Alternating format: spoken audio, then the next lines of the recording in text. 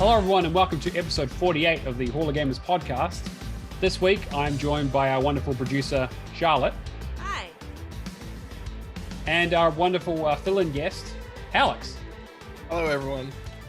Yeah, he's so nice that we brought him back for another week. Yeah. And I'm not even going to eat a Maxi Bomb this week, Cameron. It's so kind. I'm sure he'd be thrilled to hear it. Alison in chat asks, where's the NZ hat from last week? It's a good question. He probably must have found some. Did you find your Gears of War one yet? I did. I found my Gears of War and my Xbox One. See, I knew it.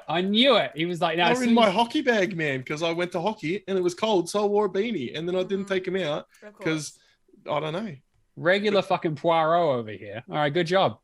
Everyone was just tuning in just to find out what happened with my beanie. With your beanie, yeah. It's controversial. Exactly. Especially the audio listeners who have no idea what the fuck we're talking about. Yeah. Speaking if you're an audio listener, I don't know what you're doing because we do the show live on Twitch every week. So Hall of Gamers Pod on Twitch is the place to find us. You can come hang out in the chat, shit post, ask us questions, talk about games you've been playing, that kind of stuff. We really appreciate it. Subscribe, give us some money. Any primers in chat, anything like that would be good. We got a bit of a busy week this week. It's quite a few news stories. Got a couple of questions. I've been playing it quite a bit, so I'll be chatting away. I'm assuming the rest of us have too. But without any further ado, Charlotte's going to transition us to a song of the week. Take it away. Cool. Here we go. I've got titles that it seems to me reminds me of gaming memories where everything was a hidden gem to find. Now and then when I check that place, it makes me yearn for those simpler days where I played so much it never even left my mind. Whoa, Gamepass of mine. Whoa, Gamepass of mine. And that was Song of the Week by Matt. We're all good.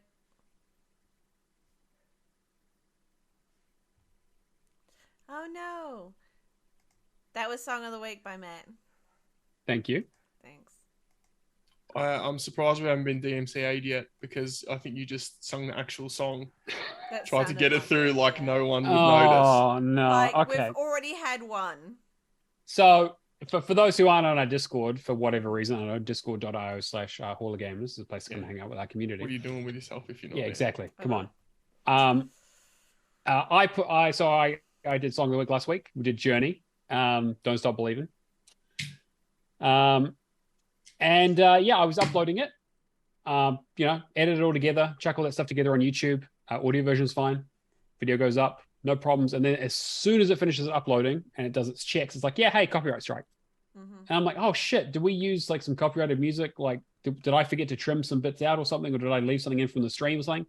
And so I looked at it and I was like, usually it's this some of the music that we use, and it was like, no, it's like, oh no, it's this segment. I'm like, actually, this is in the middle of the show. So I went and looked at it, and it was like, oh yeah, no, it's Journey. Don't Stop Believing. You've stolen our song and used it on your podcast, which I think is the greatest compliment to Song of the Week we've ever had, to be honest. Because that means it's the first time ever. Exactly, which means I fucking smashed it. Yeah. You've so I'm joked very happy about that for many weeks about that happening, and then it finally did. Yeah, it only took 3 fucking years, but So. I've contested it, obviously, because clearly, I mean, they asked the thing, I was like, oh yeah, why are you contesting this? Please write a short message. And I was like, there's literally no music, and I literally wrote all the lyrics myself. It is a parody song, and it's not even the whole song. It's like 30 seconds. It's not even the right lyrics, like. Exactly. I was like, I wrote the lyrics myself, like. Oh, Jesus. So yeah, so if the DMCA police suddenly burst in here, you'll know why. Yeah. But yes, do you any of you guys know what the song was? I made it a nice and easy one this week. Could you imagine being the DMCA police, man? That would be worse than being a ticket inspector, man. You'd be like, hey, did you say? Oh my god. Did you say? I'm trying to think of a phrase from a popular song. Did you say "suck my kiss"? No. You can't say that in real life, man. That's DMCA. You're going to jail. You can definitely not say "Sweet Child of Mine." This is not how this works. No. Yeah, exactly. Do you know? Are you holding a gun and a rose at the same time? No.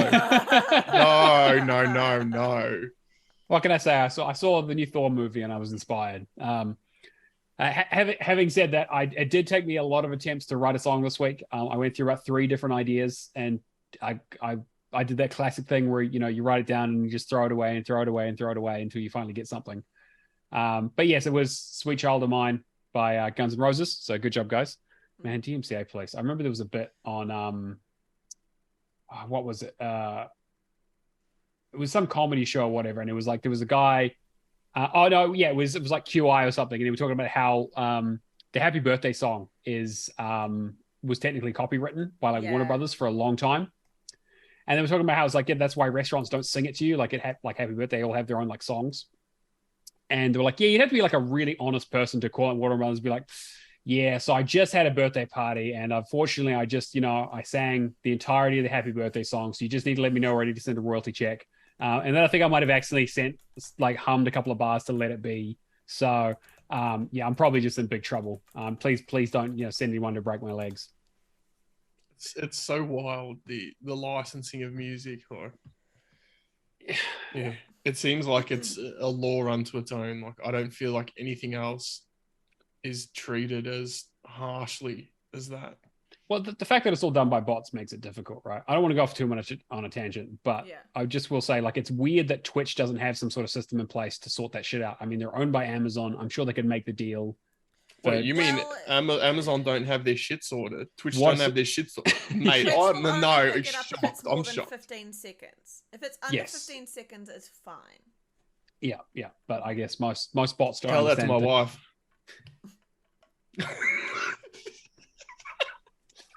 Well, I was about to say that most bots don't understand fair use, but I don't know if that's the phrase I want to be using after that. Moving swiftly on, let's get into some of our community questions that we have from our lovely community. Speaking of which, Alex, you put one in this week. So discord.io/allgamers, as I said before, is our Discord channel. We have a channel there for community questions. You can go. We have some good discussion about the questions. Some of our community like to chime in, like to talk about what they've said as well. But Alex, you put in this question here. Have you ever heard music from a game like I did with Paradise Killer and become interested in the game or play it because of it? So tell us kind of what prompted that. I guess I talked about Paradise Killer the other week, and how I absolutely fell in love with the sort of synthwave soundtrack. So I don't know where it's come from, but I love that synth type music. You hear the opening to Stranger Things. And a lot of the 80s and 90s movies, especially with zombies, have got synth music in it. I don't know, it just sounds pretty cool. But you said synthwave, and I'm like, send me the link to the playlist, and I listened to it on the way to hockey and the rest of it on the way home. And I mean, I've never usually listened to music before playing a game. But listening to that, I'm like, I went and checked out some gameplay videos and that kind of stuff, and I was asking you what the game's all about. Doesn't look like it's too long, 10 to 12 hours or something. Yeah, roughly. Now it looks like a pretty fun game. So I'm listening to music from the game and going, what's this game about, and interested in it. So I don't know if anyone has listened to music before a game and become interested in it, but if you have, I don't know, I think it's an interesting topic. Yeah. I mean, I've seen trailers and gone, I really like the sounds. I like the sound of it, having the music with it. But I haven't really listened to a soundtrack of a game before. I would do it afterwards, but even then, I don't really tend to do that. Yeah. I wonder how many people maybe heard da da da da da da da, and they're like, what's that? But that's going back, quite a number of years. Yeah. I think most of the time it's I play through a game and I'm like, this soundtrack is fucking amazing. I need to and it doesn't happen all that often because I've talked about before that to me, music in video games is usually noticeable when it's really, really good, which is quite rare, or when it's really, really bad.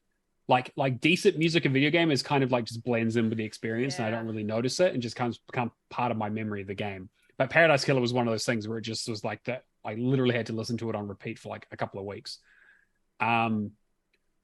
Thinking other games that like that, like The World Ends With You has an absolutely stellar soundtrack, especially if you're into like sort of like I don't want to say like J-pop, but like interesting like Japanese techno and kind of like J-rap. J-rap, wow, well, okay. Yeah, again, so like not the kind of stuff that I normally listen to, right? But like having played through all that stuff, there's some really cool like it's it's one of those things where most of the music in the game works better when you're playing the game because it has a kind of frenetic action to it and it works quite well, but still really, really good to listen to. I was trying to think, like, based on the tracks that I was listening to, I'm like, okay, this maybe is like a hub world or in between areas. I'm like, oh, clearly that's a boss fight song. Yeah. You know, and I was just listening to thinking, where's this in the game as I listened to the soundtrack. So yeah, I thought it was pretty interesting. And I like the music as well. There are definitely songs that like remind me of games because I like played them for so long. Like we were saying last week with like Spyro and that, like it's so recognizable that I would know Spyro or Crash with like a second of the music. I kind of wish I'd listened to more music from games outside of that because I don't really do it. So like, I wonder if it would change my opinion on some games. Because I'll tend to play games without like the sound because I find there's too many competing sounds, so I struggle with that. So I'll tend to either have my own music playing when I'm playing a game, or just the game sounds, not necessarily the music as well. Actually, no. Do you know what? Okay, I'll turn mine up 1 second. That's probably because it's like further away. So I started and completed Life is Strange, True Colors. Yes, I saw that, and The I was like, music's "Oh, amazing!" yes, Amazing. I will talk more about it later in the show. But like that, if I'd heard the soundtrack for that, I would have like I was already going to play it either way, but I would have 100% jumped on it and played it. Like it would have got me into the game because it was so nice. It's funny because I couldn't tell you a song that was in Life is Strange 2. Yeah, no, yeah, I can't think of any other ones that are really like it, and I think to the point where if you played songs that were in it, I wouldn't be able to place them or tell you if it was in the game. Yeah. Life is Strange 1, you know, I could probably pick a couple. I'm playing through the remaster now, but it's been a little while since I, you know, played that first and second. Now this is the third time, but I would struggle less. And Before the Storm's probably the same, but yeah, I couldn't tell you a song that was in Life is Strange 2. I couldn't tell you much. It was in Life is Strange 2 in general, to be honest. It was a bit of a painful experience. This one I haven't played, so like I've done the first one and now True Young Colors. fella blew the gates open. Yeah, okay. Look, I'm over exaggerating a little bit. The game is fine, but compared to like how like I really enjoyed the first Life is Strange, and True Colors was my game of the year. Now that I've done True Colors, I would 100% struggle to go back to number 2. I don't think I'd actually enjoy it, to be honest. Yeah, probably not. Anyway, tangent aside. Fuck that Dido track and it's so good. Anyway, yeah, I think that like most of the time it's like listening to music outside of games is like it has to be. I don't know. Like I also, it's embarrassing, but I really like the Sonic Adventure 2 soundtrack. I know it's like Crush 40 butt rock, but I know most of the lyrics, all the songs, and I just fucking love them. So it's like that. But I mean, like I talked about last week, but like most of the music that I like is stuff that's like based on video games. So like Miracle of Sound is probably my favorite artist ever. If you look at my playlist, it's like just about every song he's ever done is in there.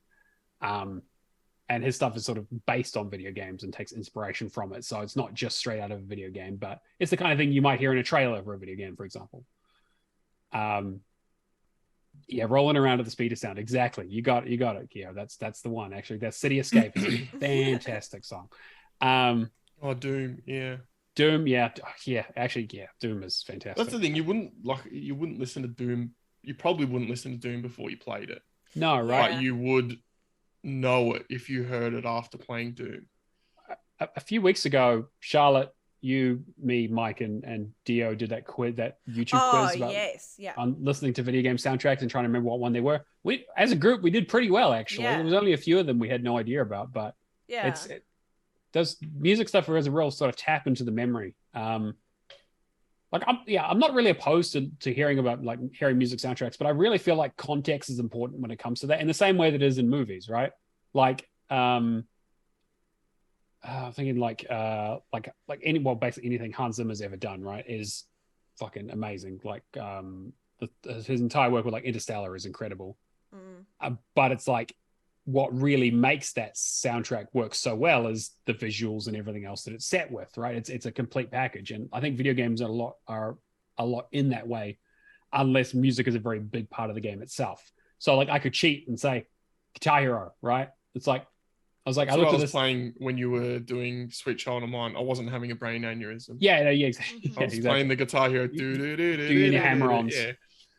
So it's like, like that maybe that's like, again, I've definitely listened to the soundtrack of that game before I played it because I know most of the songs. But yeah, I think that like most video game music struggles to stand on its own, but when it does, it's really, really noticeable. But I don't know if it would make me play a game unless like I know music's a big part of that game. So I think like Sayonara Wild Hearts is one of those ones where I've heard the soundtrack. I'm like, this is actually really cool. And then I went and looked at the game, and the game looks cool as well. I'm like, okay, cool. Like that's kind of gets me interested. I'll probably give that a go at some stage, but waiting for it to come to Game Pass. Of course. If I'd heard Artful You're not supporting developers. It's fine. Sorry, that's what the ponies reckon. Yeah, right. If I had heard Artful Escape before I played it, that would have been like, yeah, I want to play this. But again, like Artful Escape is like such good visuals as well. Yeah. Like it's It's such a good one. And then we've got a question from Isaac, which is, hey guys, what's your favorite game that's not on Game Pass? Thanks for taking my question. Fuck, where do you start? I know where you start. I'm just going to check that it's not on Game Pass. That's always the thing. So I went through my list and I was like, I should look at stuff I've recently completed or that kind of stuff. Cameron and chat says Cuphead. Yeah, that's a really great choice. Actually, I thought Cuphead was on Game Pass. No, right. That's the thing. It really should be, it's but not on Game Pass. Has it never been? No, it never has. For me, Spyro. Okay. Yep, Spyro's a great one. I would have said Elden Ring is one of the best games I've played in a very long time, and I don't play a lot of, like, I was looking through my list and I was like, okay, outside of like trash, I don't play a lot of stuff I don't buy a lot of games anymore. So it's just Game Passes where I play things. So it was difficult. And it was also like a lot of the stuff that I did play eventually came to Game Pass at some stage. So it was like, because I was thinking like, Control was, I was like, no, that came to Game Pass. Definitely came to Game Pass. But I played it before then. One of the ones that comes to mind is A Hat in Time is a really, really good third-person platformer, similar to very like Mario Sunshine, Mario Galaxy vibes to it. Would be a perfect fit for Game Pass. People should definitely play that if they have any love for that kind of game. It's a much shorter experience. Like it's a sort of bite-sized, like but it's the same thing. You go to a level, you do some sort of quest or some sort of objective to get not a star, you get like a, time, fucking hourglass. But the idea is the same, and it's really simple and cute, but it also can get quite challenging. So I definitely recommend that. That's one of my favorites. I just love talking and seeing that game. Surprised they haven't done a sequel. I think there was talk about it, but I'm not sure where that got to. I've got a few. Yeah, go for it. Dead Island. Okay, no, right. Edition. No, I was like, Dead Island Japan. Okay, yeah, a few. Yeah, not Riptide because that was in Game Pass. Hey, I love Riptide. I know everyone rips on Riptide, but I love it. But there was a game I used to play on PC a lot, and my dad actually played it. It was called Raptor.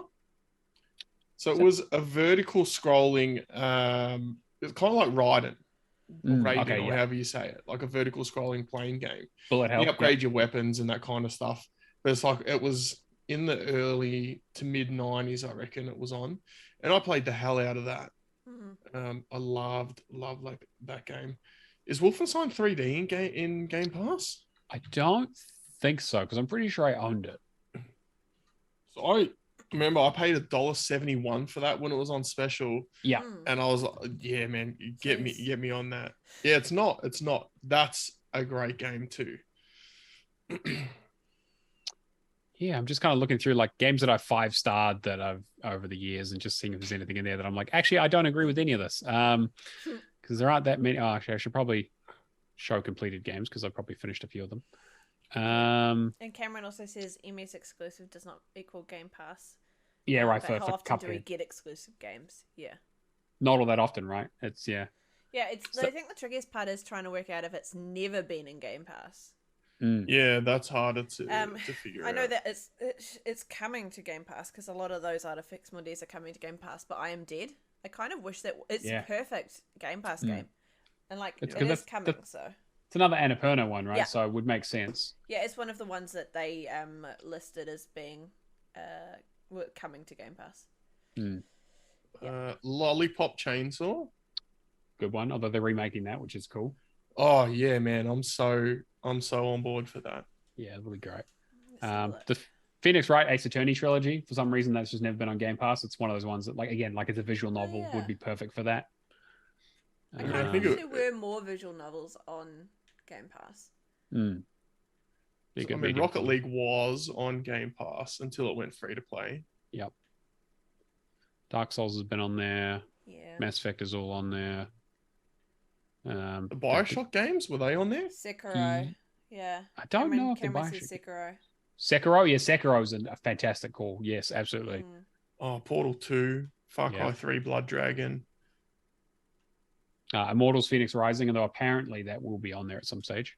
There's Alan Wake was not on Game Pass? No, yeah. So I was looking at Alan Wake Remastered I did recently. Definitely should be on Game Pass. I think American Nightmare might be, but Banner Saga, yeah. Banner that Saga game, 3. I have to stop playing American Nightmare until it was going to ruin Alan Wake for me. I'm like, I don't like this. Yeah. Alan Wake is not this. No, it isn't. Yeah, it really is not.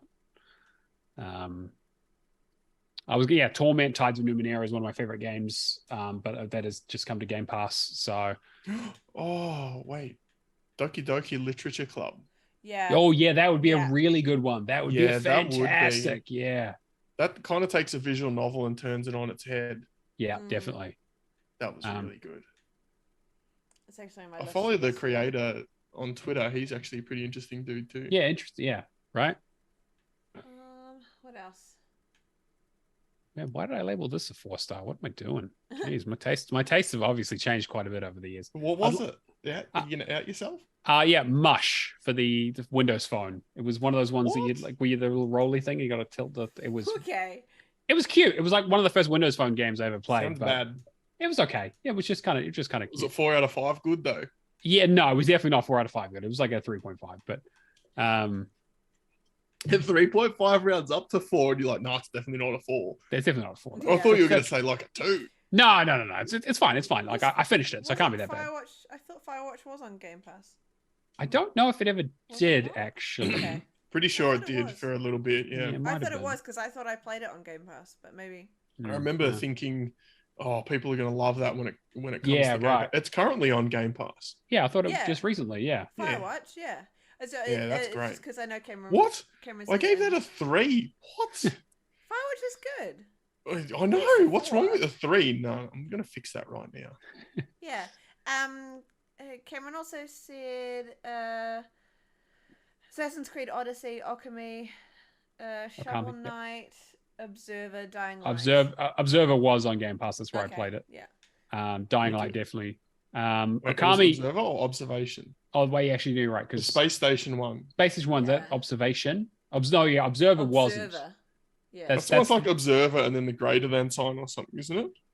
Yeah, because it's the Bloober Team one. The one with was it Rutger Hauer or whatever? Yeah, Bloober Team developed it. Yeah. I like that game a lot. It's super weird and cool.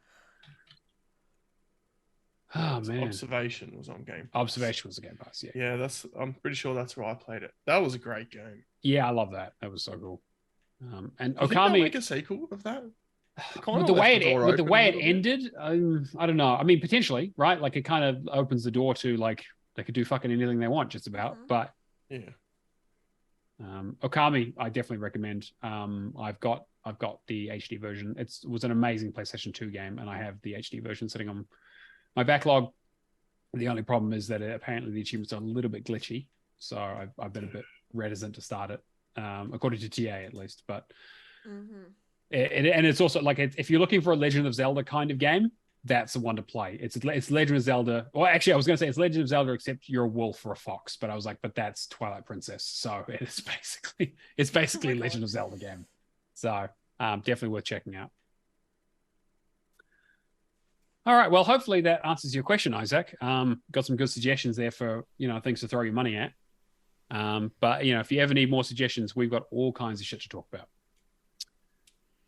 Let's get on into the news. So I got a few stories this week. So this just came out right before the show went live, but apparently Microsoft is going to be rolling out a 5-person family sharing Gamepass plan, which for our keen-eared listeners will know that Cameron predicted this for an E3 announcement. So I'm willing to give him a strike back on the bingo card for that, because he was right. They already talked about it earlier in the year, though. So we already knew it was coming. We just didn't know any of the details about it, right? But it's interesting that it's 5-person. Yeah, I mean, Mum, dad, 3 kids. I guess that's what they're thinking. So. Yeah, Mum, dad, 2 kids, and your weird neighbor. That's it. So apparently they're doing it in test markets, which makes sense. So it's going to be exclusive to Colombia and Ireland at the moment, which is interesting choices. But I love what they do. They're like, oh, we're going to send this out to the test market, Trinidad and Tobago. And you're like... yeah, exactly. You're like, oh, okay, right. Yeah. All right. It's like it was the cheapest market research firm they could find. And they were like, hey, where do you have offices? And like, well, you're in luck. Yeah. These are the 2 places. Exactly. They haven't given a price yet, but they noticed that a single month of Game Pass Ultimate, which includes everything, was worth 18 days of the new plan. So again, I saw on Twitter actually a pricing. Oh, really? Okay. Yes. If I remember who it was, €21.99. Right. Okay. I think for a month. That's pretty good. So it's a room. I think that's a rumor at this stage. I mean, someone's put up an alleged picture from their Xbox. My question will be, will they try and do the Netflix thing and try and restrict it to households? Or are they going to be a little bit more flexible in terms of like locations of who can be on the family plan? That's what I'd be interested about. I think that's a hard one for them as well, because if they're saying this is a family plan, because Netflix doesn't say that as far as I understand. No, they if you're don't. saying a family it's just plan, a Netflix account that you can use where you are. But you might have like, say, mum and dad are both gamers, they live in the same household, obviously. Then your kids get old enough to move out. Yeah, exactly. Well, they don't stop being part of your family, do they? But they do stop living in the same household as you. Yeah. I mean, but if you can have up to 5 accounts, what's to say you don't have 5 accounts in different, like, I wonder if it'll just be restricted to region. I think that would make some sort of sense. Would make the most sense, right? So like 5 within New Zealand or 5 within Australia or that kind of thing. I wonder if that's how they'll do it rather than like... That's just my thoughts. It's a good thought, because how do you enforce that, right? Like, how restrictive do you make it? Because restricting it really kind of goes against Microsoft's ethos at the moment. Kind of what they're putting out into the world to say, oh, we want as many people to play as easily as possible. Yeah. So if that's what they want to do, then it makes more sense for them to get as many people on each plan as they can, kind of thing. Yeah. It was Tom Warren, who's from The Verge. He covers all things PC, console, and Microsoft. Yeah, $21.99 is what he said. I think what they'll do, if they decide to crack down on it, they'll probably try and do what Netflix did. Is, hey, 5 things. There might be a region restriction. There might not be. But if they then decided to crack down further because they're hurting for money like Netflix is, which, let's be honest, that's not going to happen for Xbox. But if they did, maybe then they would go, okay, you can have maximum 2 IP addresses on this plan or something. Yeah. But I don't know. I don't see Microsoft doing that, because they might, but I think they usually opt to go the more consumer friendly route. And they know from releasing this plan that people are going to be in 5 different households and all be on it. Like, they know. They know it's going to. They couldn't not know that. Yeah, exactly. Like, and like, they already know about how game sharing works in general, right? They're not stupid. They understand how it works. It's against, it's against TOS, and there is some stuff around it, but they, again, at the end of the day, they get their money. They don't really care all that much. This might be a bit different though. Like, I was looking at reading the sort of PC Gamer article about it, and this sort of guess around how much it would cost, right? And they said, so for example, if you have, I got given some Xbox Live Gold. I got like a year given to me, and I converted it. I was like, well, I put it into the system. And it's like, well, you're already on Ultimate, so what we'll do is we'll convert that into 3 months of Ultimate. And I was like, okay, so so you get 25% of it. And so apparently this will be something similar, where it's like you could convert your existing Ultimate into a certain amount of how much you want on the family plan. I guess that'll give you an idea of how much it would cost. And so apparently it was one month of Game Pass Ultimate was worth 18 days of the new plan. So the estimated would be around $25 or something like that, depending on your region, I guess. But that's pretty good, actually. When it's actually like between 5 people. 5 people, like yeah, but when none of those 4 people pay you anything, and they're just exactly. It gets a bit dear. It does a little bit, right? Depends on who the one is that's paying for it, eh? Yeah, if it's not you, it's not your problem. Yeah, there you go. Exactly. Yeah, you got it. This is what taxes to are for. have nice friends. It does. It absolutely does. But like, I'm on family plans with people. I mean, shit. Like, it just kind of makes sense. Like Spotify. It's like Spotify. I am actually on the Spotify family plan. Yeah, there you go. The Spotify not free. What is it? Spotify Premium. Premium, yeah. Pretty fucking good, actually. Yeah, right. It's a good fucking stuff. I was already paying for it, and then we're like, well, just get on the family plan, then some more people can use it. And I'm like, oh, whatever, it's fine. It doesn't cost me that much more. Yeah. And then although Netflix don't listen to this, you don't hear anything. But my mum and me, I've cancelled Netflix, but they'd be like 2 people sharing a plan. That's unders. That's like 2 people. They're not coming after you, mate. God, my mum lives in Auckland, and I'm in Wellington. That's like. Oh, at least you're in the same country. I think that they're like, no, don't even worry about it. It's like, I don't think that's going to be an issue. Yeah, and it's so it's the Disney Plus that'll be the issue.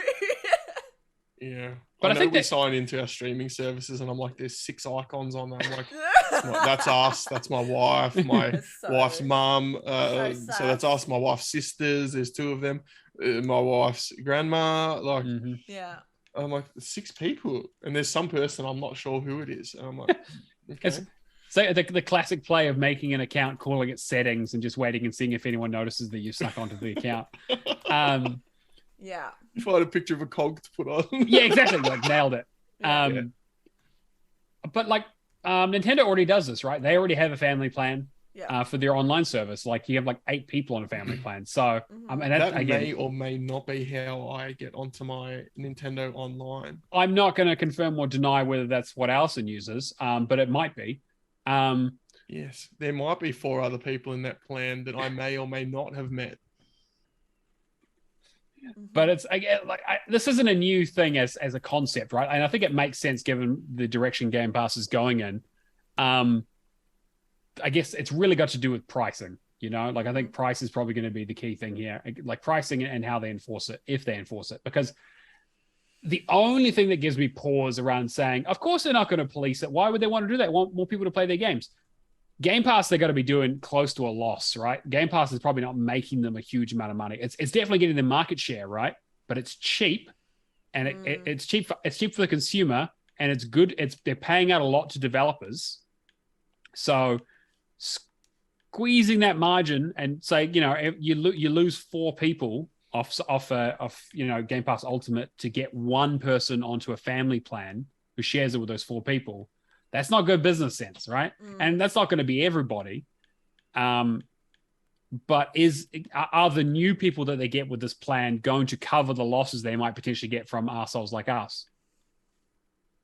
That would be the only time I would see them enforcing it, is if they saw you know, if they're getting 100 million a month or something on Game Pass, and then they saw it all of a sudden shrink to 50 million once they release it everywhere, Yeah. they might be like, yeah, we're just going to have a quick little look at that.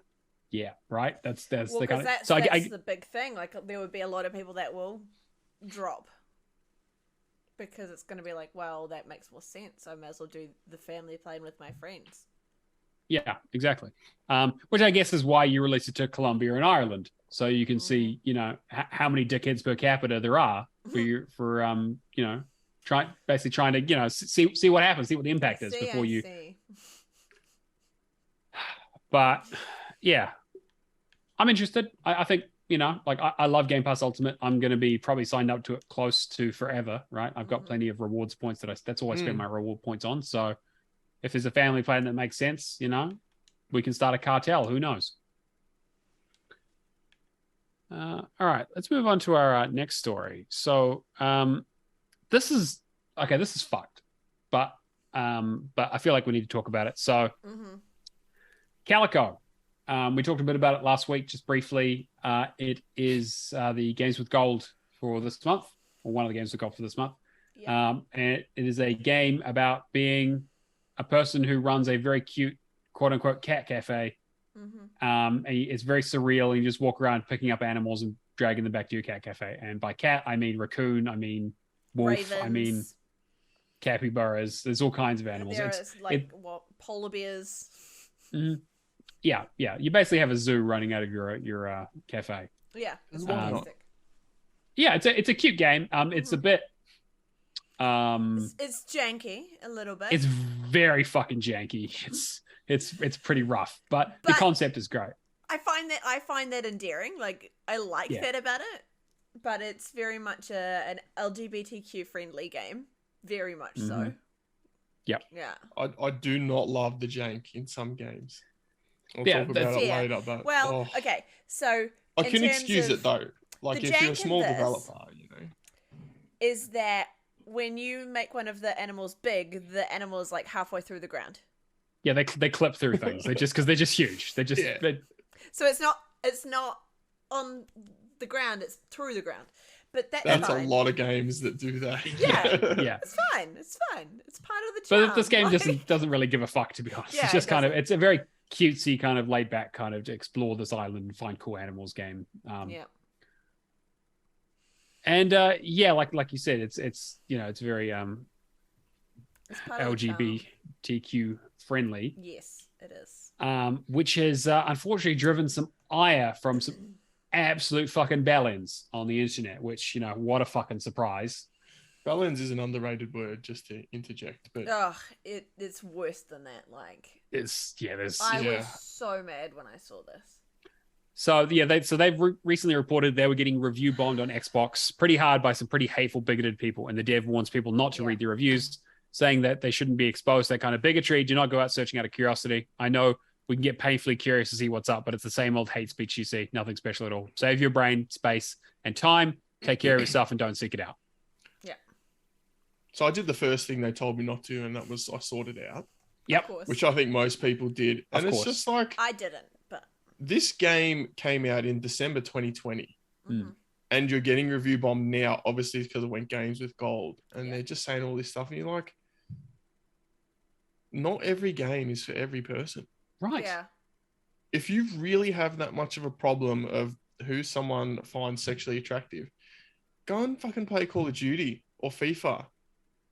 Go and get teabagged. You know, go do that. I mean, you can't put people in those boxes. You know, if they like the same gender, or they, you know, they're queer or whatever, like, hey, guess what? Those people like playing video games too. And it might shock you to know that people like to see their own self in video games. They like representation, which makes perfect fucking sense. I know it's not quite the same thing, but when I watch a TV show or play a video game and someone has an Australian accent, I'm just like, holy shit, man, like, there's an Australian in this game. And like I said, I know it's not the same thing, but I imagine that it must be something like that to go, oh, hey, this person is like me. And I mean, people just, it's 100%. Like, it's. I wonder. No, probably better. I may not say that. I don't want to tar a whole country. Mm-hmm. But yeah, don't get us cancelled. Or no, I don't care. no, I didn't come here for that. I just came here to provide clips. They have since had some resolution. So basically, from that post that they did on Twitter, they had heaps of support in the comments to the point where like they were like, help us get noticed by Xbox because we want them to see this because we want them to fix it, you know, or do something. The next day it was fixed. So Xbox got in contact with them the very next day. And it has since been like that they've been removed. So they have like something's actually been done about it, which is really cool. I feel like for me it's kind of surprising how fast it happened, but it's not surprising to me that they did something about it. Yeah. Which is good. I mean, to be fair, it is Games with Gold. They are advertising the game. It like even from a like pragmatic business point of view, it makes no sense for them to allow that kind of stuff to be, you know, appearing on the game that they're promoting. But I know that it's been said before, but I'm surprised how often systems allow a review when you haven't even played the game. Like, oh my god, this person just comes on and I guess how do you even really you must be able to enforce it somewhere because I know it's not the same thing, but on True Achievements you can't, like, I think you can't up and down vote solutions until you've played. And you can't vote on the games unless you've unlocked at least one achievement in them. Yeah. Okay. So there must be ways to do it, but there are systems that you have to prove that you've played the game before you can leave a review. Well, and it's like if you buy something, you have to prove that you've purchased it before you can review it. Right? It's just crazy to me that there are systems that don't. I mean, that's not going to stop. It's Games with Gold. Like, you can make an account, you can get it, and it's still going to get review bomb. It just wouldn't get it to that level, you know? And the other thing about review bombing is then you get the other ones that, you know, they're going, oh, 1 star, this is LGBT. Like, just let people like what they like. And then you go, this is 5 stars, it's LGBT. And you're like, so they have to like purge a whole day's worth of reviews. So all the legit reviews in there go too. Yeah. Cameron also makes the point, for example, with reporting to a problem to MS, it takes your most recent 60 games and you need to have the game installed. So there are systems in place for this. Yeah. It's interesting. I mean, yeah, like it's a tough one to solve. I think Steam has got it usually relatively good in terms of like they get a shit. People review bomb on Steam all the time, right? But at least you get the visibility of like, hey, this person played this game pre-release. This game played this many hours, and it's simply like thumbs up, thumbs down. 0.1 hour, yeah, and you're like, oh, okay, yeah, and then you get the and you know, and then they also put tags for like, is it a funny review? Is it like a proper review? And it's kind of, you can filter by it, and it's like it's taken them a long time to get there. But I think a system like that might be better for Xbox in the future. But yeah, I think that but this is the first time I've heard about this happening on Xbox. You know, you hear about it on Steam quite often, but and Metacritic is the big one. The user reviews for Metacritic. Last of Us 2. Last of Us 2. Holy shit! So it's just let people like what they like. On another podcast I listened to, and I've been on a couple of times, the Adult Gamer podcast. Not because they play adult sexual games, because they're gamers who are adults. Like we are. Oh, okay. Sorry. Just to make that delineation out there for those people. I was going to say I was about to subscribe, but that's fine. Don't worry about it. But Optimus, one of the hosts, is always like, don't shit on other people's pizza, man. And you know, I always think about that. I'm like, you know, maybe sometimes I'll be able to open my mouth and go, oh, that's a bit shit. And I'm like, hey, no, they like it, whatever, you know, like Married at First Sight. I think it's not good. But people like watching it, so hey, I'm not going to shit on their pizza, right? Fair. I might do, but to be fair, I think some people it's hard not to. It's hard not to. It's hard not to. I try not to. I try not to. You know, you give it your best effort instead of just going. I don't know if I can say that on you know where I'm going with that. Yes, you know, full on bad. Yeah. So I'm gonna give myself a pat on the back for this one. We talked a little bit about how we're in acquisition season, as always, especially with the way money's going. And we talked a bit about how Ubisoft looks like it might be on the chopping block, despite its best efforts from fighting off Vivendi over the years and all that sort of shit. So it looks like Tencent has made a big fucking offer to buy a majority stake in Ubisoft. It's like the opposite of chocolate and peanut butter. It's two of my least favorite companies coming together to just make an absolute turd sandwich. Yep. So that's what you don't want on a sandwich. No, that's like if I had a choice of anything on a sandwich, that would be like the last option. Mm-hmm.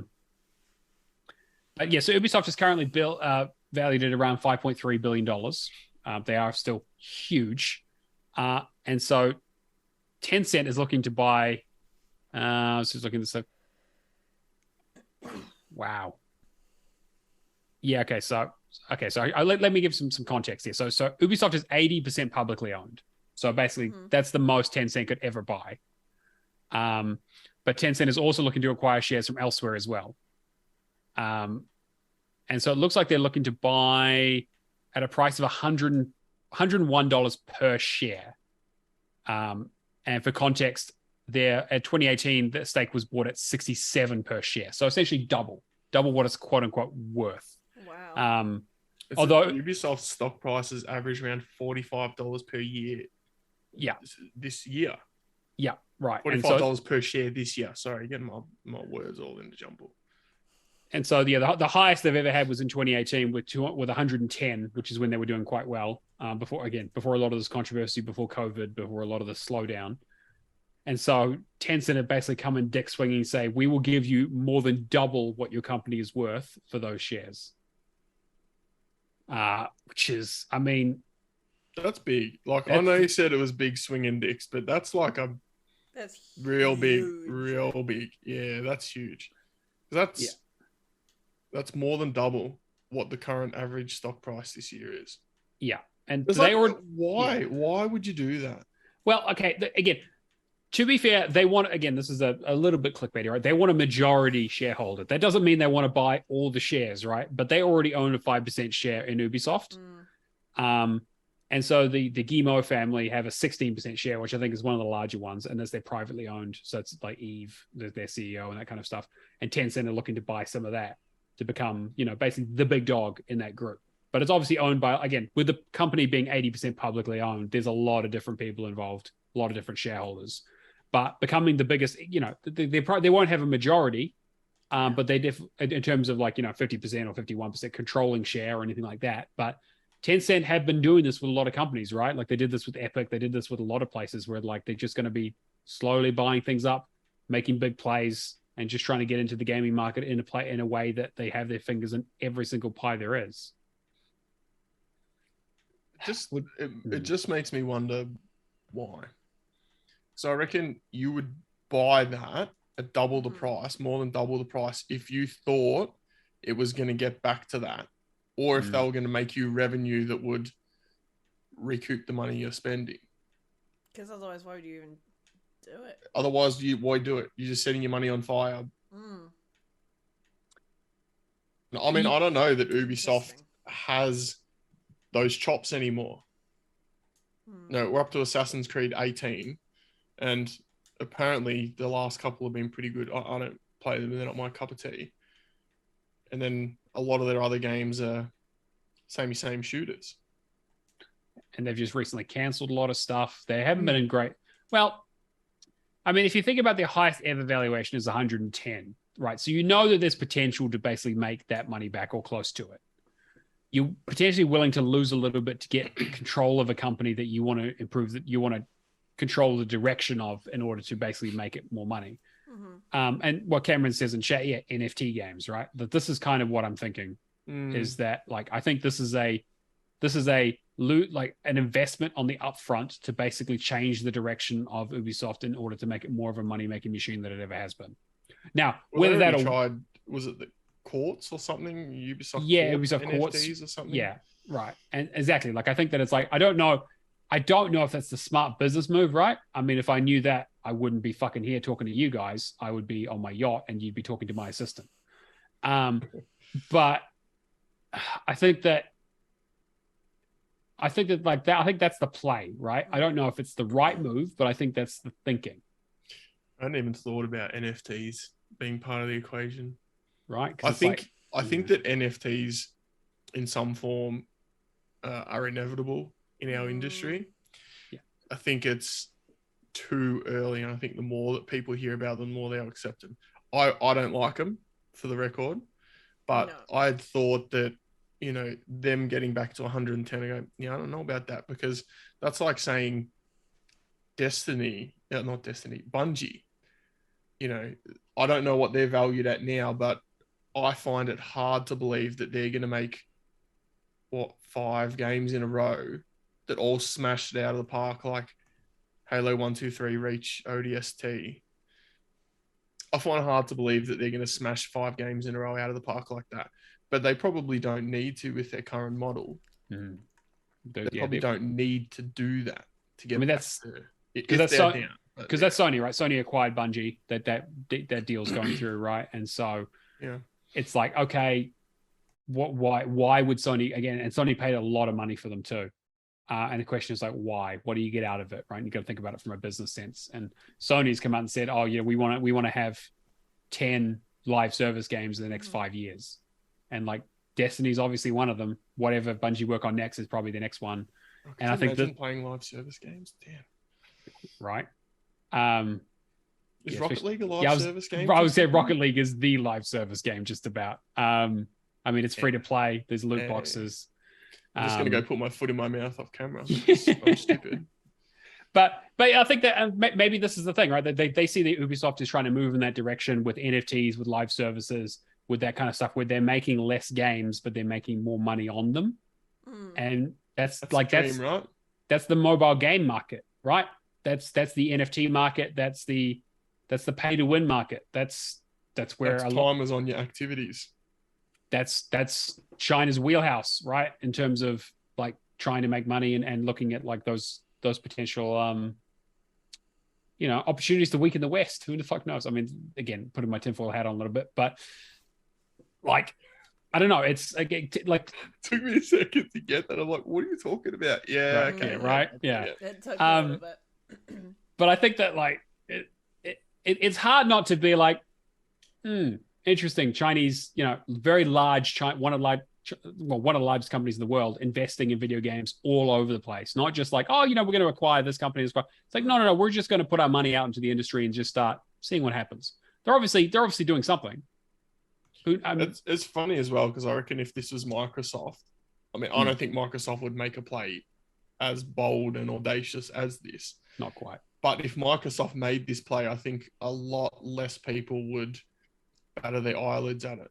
They'd be like, oh, yeah, okay, it kind of makes sense for Microsoft to, maybe they're just trying to acquire a share in Ubisoft.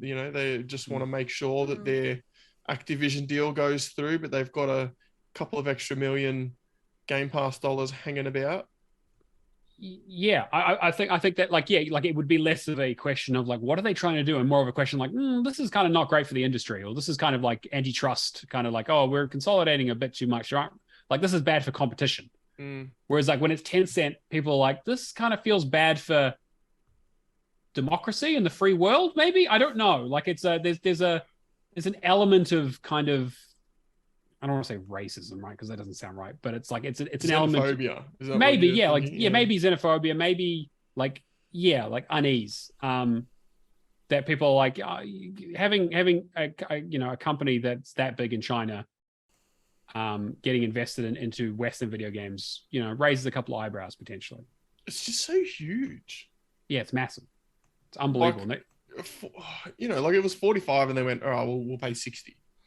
I think most shareholders are probably going to go, hey, you've just made $15 plus I paid $30 for it initially, so I've doubled my money. Yeah, sure. But 45 to 102. I mean, that's what you do in it. That's what you do in a takeover, right? Is that like at the end of the day, a publicly traded company's first priority is to its shareholders. So when someone comes to you and says, hey, we are going to give you more than double what your shares are worth, you literally pretty much have to say yes. Otherwise, you're breaking the law. Because it's like, you have to do the best thing for your shareholders, because your shareholders, you're beholden to them and you're using their money. And so you only exist to make them money. And that, again, that we have to remind ourselves a bit about this. It's like, as much as we love the art form, it is still a business. And so, I mean, again, it's not quite that simple. There are obviously some legal things and you can get out of this stuff. But when someone comes to you and says, we will give you more than double what your shares are worth, you pretty much have to say yes. Yeah, like, I can't imagine them saying no for any, like, they'd have to have a real fucking good reason. Yeah. And you got to, again, if this was a US company, might be a bit different. But again, this is a European company. Regulations are different. Thinking might be different. Again, I'm definitely not a lawyer or an expert on any of that kind of stuff. But like, it just makes me suspicious as well. Like, when you play poker and there's $10,000 in the pot and someone bets $1 million and you're like, what are you doing? What? Yeah. What is happening right now? What's the play? Yeah. I know it's a bit simplistic, but no, it's just made me think of that. So yeah, I guess all that wraps up to say we don't know what the fuck's going on, which is pretty much where we started. But it's interesting to kind of see what might happen at Ubisoft. They've been vehemently sort of independent for a long time, but that was a long time ago. And with the way acquisitions are going recently, they might be a lot more open, especially when people come around with money like that. Do you think that if Tencent did acquire this, that their culture would be more or less likely to change, or no change? I think there'd be no change. I think the thing with Tencent is that for the most part, from what I've heard, and again, this is all like hearsay, is that they just, as long as the money's rolling in, they don't really care that much. I don't think they care about like how the sausage is made, as long as the sausage keeps making money. Yeah. And it costs you an extra $5 each time you buy it. Yeah, sure. They have impact on like, okay, where can we squeeze the money out of it? But it's like, how do you make the game? Don't care. Keep. I mean, shit. Keep overworking them. You're already doing great. That is a culture thing as well from countries around the area. Work. Yeah. Cool. On the lighter side of things, someone has finally beaten Moist Critical's $20,000 Halo 2 challenge. He's a legend. I love Moist Critical, but also the guy that beat Halo 2. Oh yeah, apparently it was called impossible. People are saying this was basically so Charlie, Moist Critical, put out a challenge, and he originally offered up $5,000 to anyone who could complete a full solo playthrough of Halo 2 on Legendary with all the skulls on, so Lasso. Yeah. Except one of them, the Envy skull, not which the Envy skull. lets you turn invisible if you're standing still. Yeah. So it was the Lasso except for Envy run, but let's just say the Lasso run because it sounds better. I mean, that's 3 weeks later. It anyway. Yeah, absolutely. And again, we've talked about Lasso runs on Halo a few times, and they're nothing to be scoffed at. Hey, Cameron, what were you doing last few days? Why didn't you do this? Yeah, come on, $20,000. It's not that hard. You just keep beating your head against it until you just get $20,000. He even had the timer up. It only took him like 6 hours. Like, come on, 6.5 hours. Yeah, come on. And he was even using the Banshee at the end. He was fine. Easy.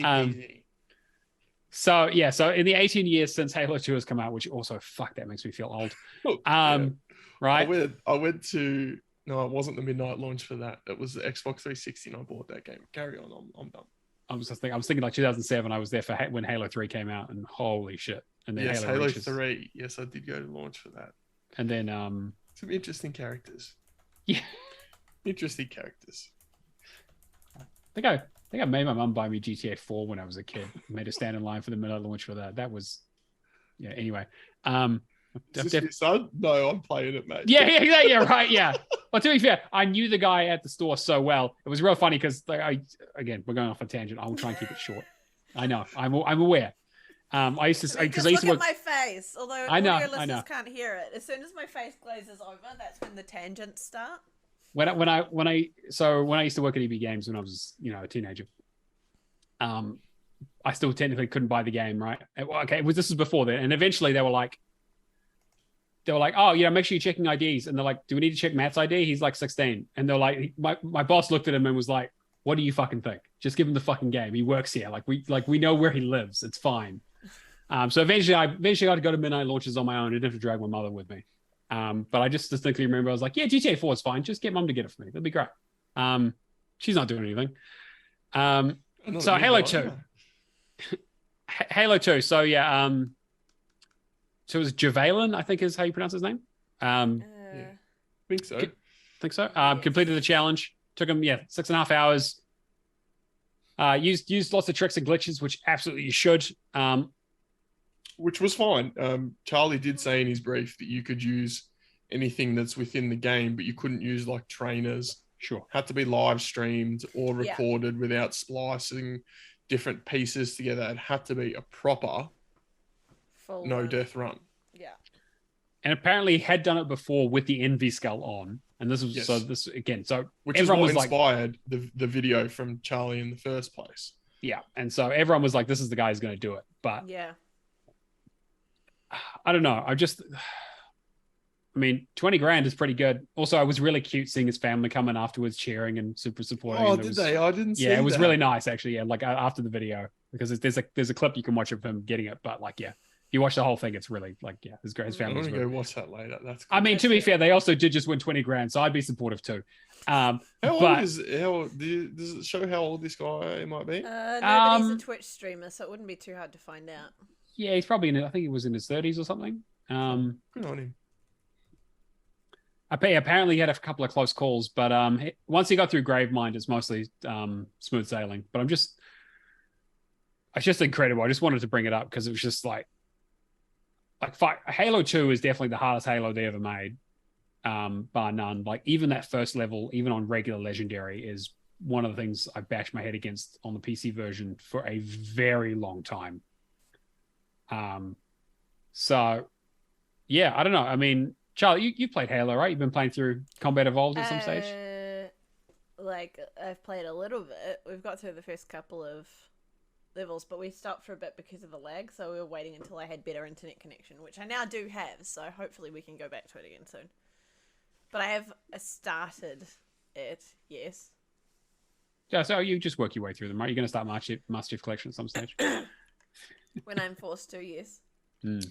That's going to bode real well for your 80% by the end of the year goal. Fuck. Oh, I'm not doing it this year. I'm not doing it this year. 600 achievements right there.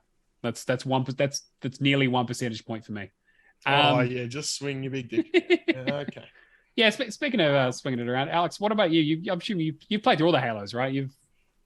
I've played Halo 1 and the remaster, 2, 3, Reach, 4. That's all. Yeah. I haven't played ODST, haven't played 5, and haven't played Infinite. Or the Halo Wars games. So they're not my thing. I think they're great. Yeah. I think they're great games. Halo 1, I still couldn't tell you my way around it, and I've played it all the way through at least 4 times. Because you go there and then you go back and it like looks all the same and you're like, did I do good? I don't know. But playing it with someone who knows which way to go, that is a lot of fun. That's good. It is an absolute blast in co-op.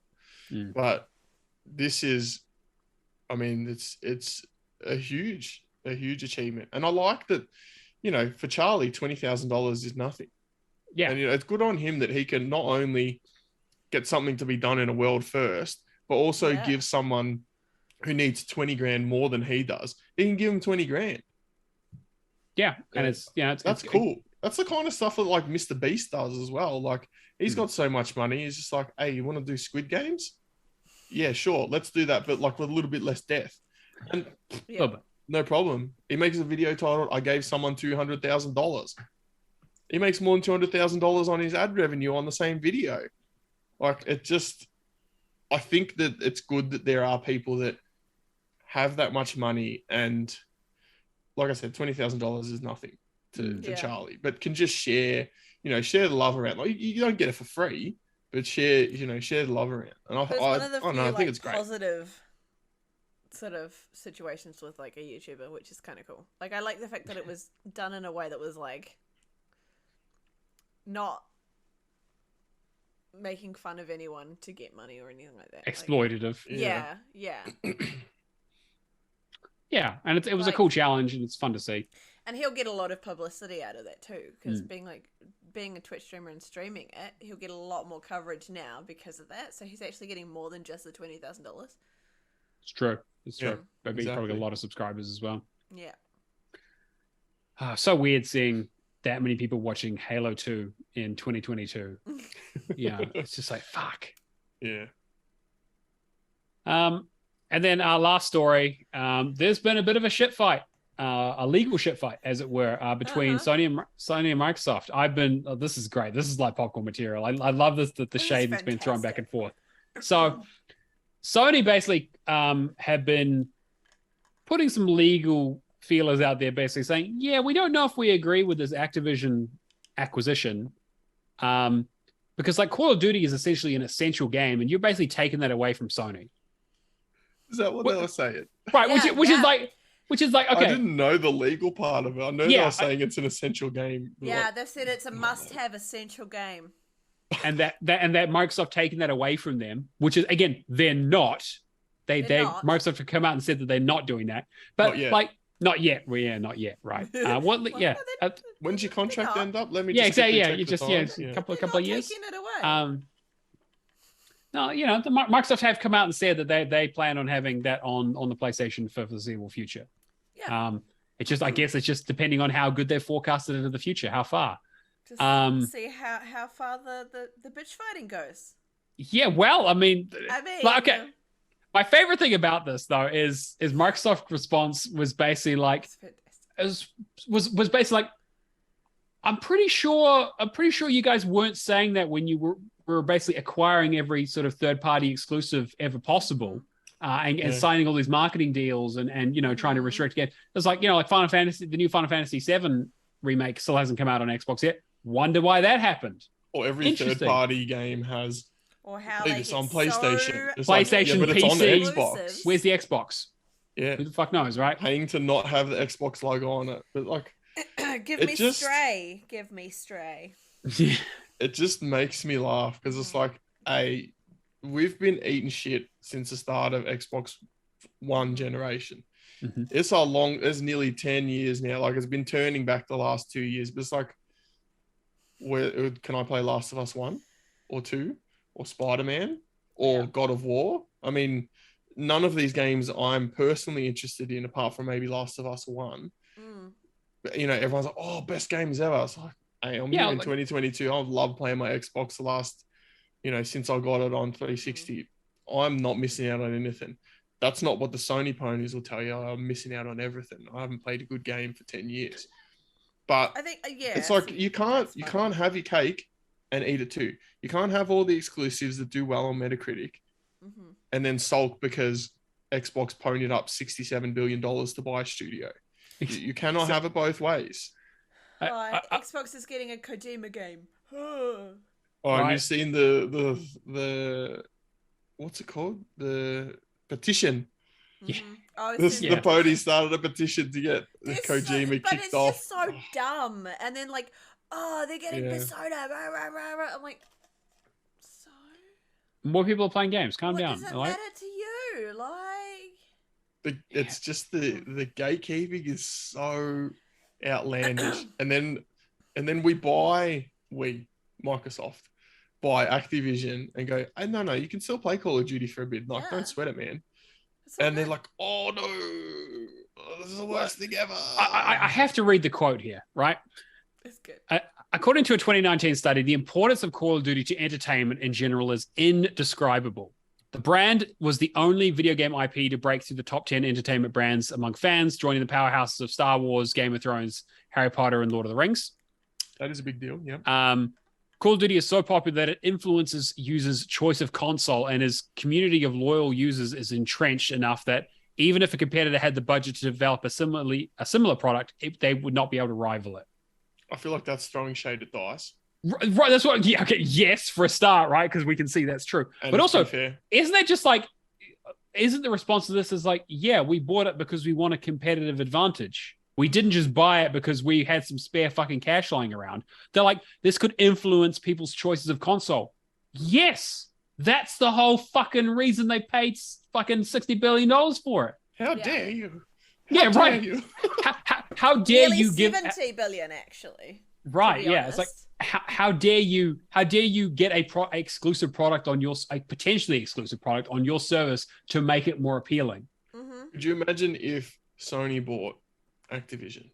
Oh, best move ever. Right? Great work, Sony. Yeah. You're just visionaries.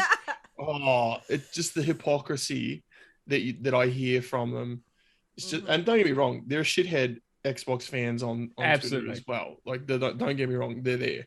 And I've they're on both sides, but like there's this one guy, every time a game comes out, he's like, oh, look how much Xbox have played this, and he posts a link from True Achievements and a link from True Trophies.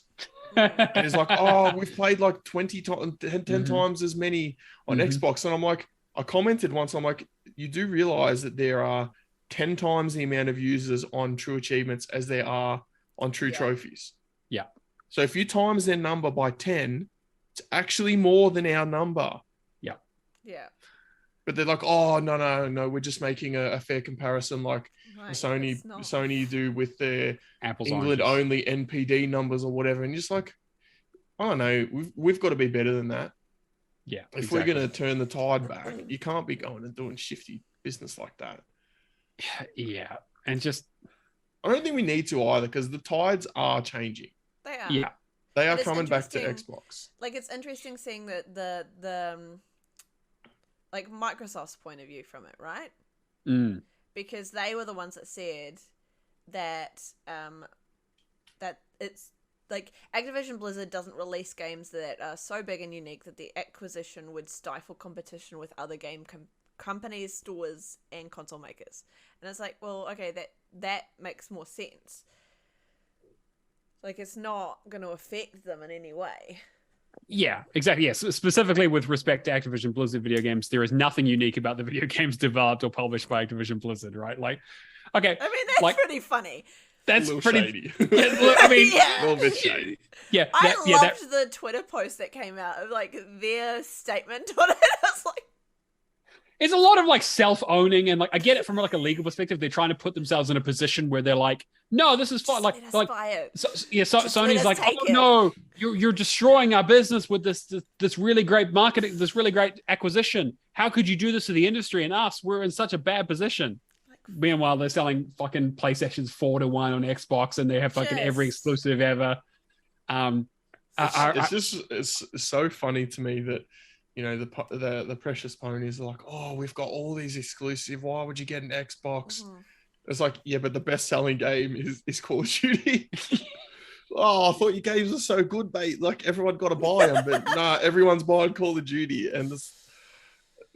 Yeah, and like I said, Microsoft have said that they're looking for like the next 3 years at least, which is that's a good chunk, and and I get the feeling that they probably will continue having Call of Duty on both consoles, because it doesn't really make sense because, like I said, 4-1, or maybe I think it's close to maybe 3-1 at this point. But in terms of PlayStation owners, most of those people aren't going to switch for Call of Duty. So some of them will, right? But Microsoft might as well be like, yeah, we'll literally sell it on PlayStation's platform. They can clip the ticket. We'll still make the most money off of it, and more people will buy and play it. Why would we pull that off the service if we don't have to? Like, it's not that much of a competitive advantage. I'm sure it's something that they'd be doing a hell of a lot of research in, because yes, you would cut your revenue, by half, 2/3, to do so. But there are people that just buy consoles to play Call of Duty.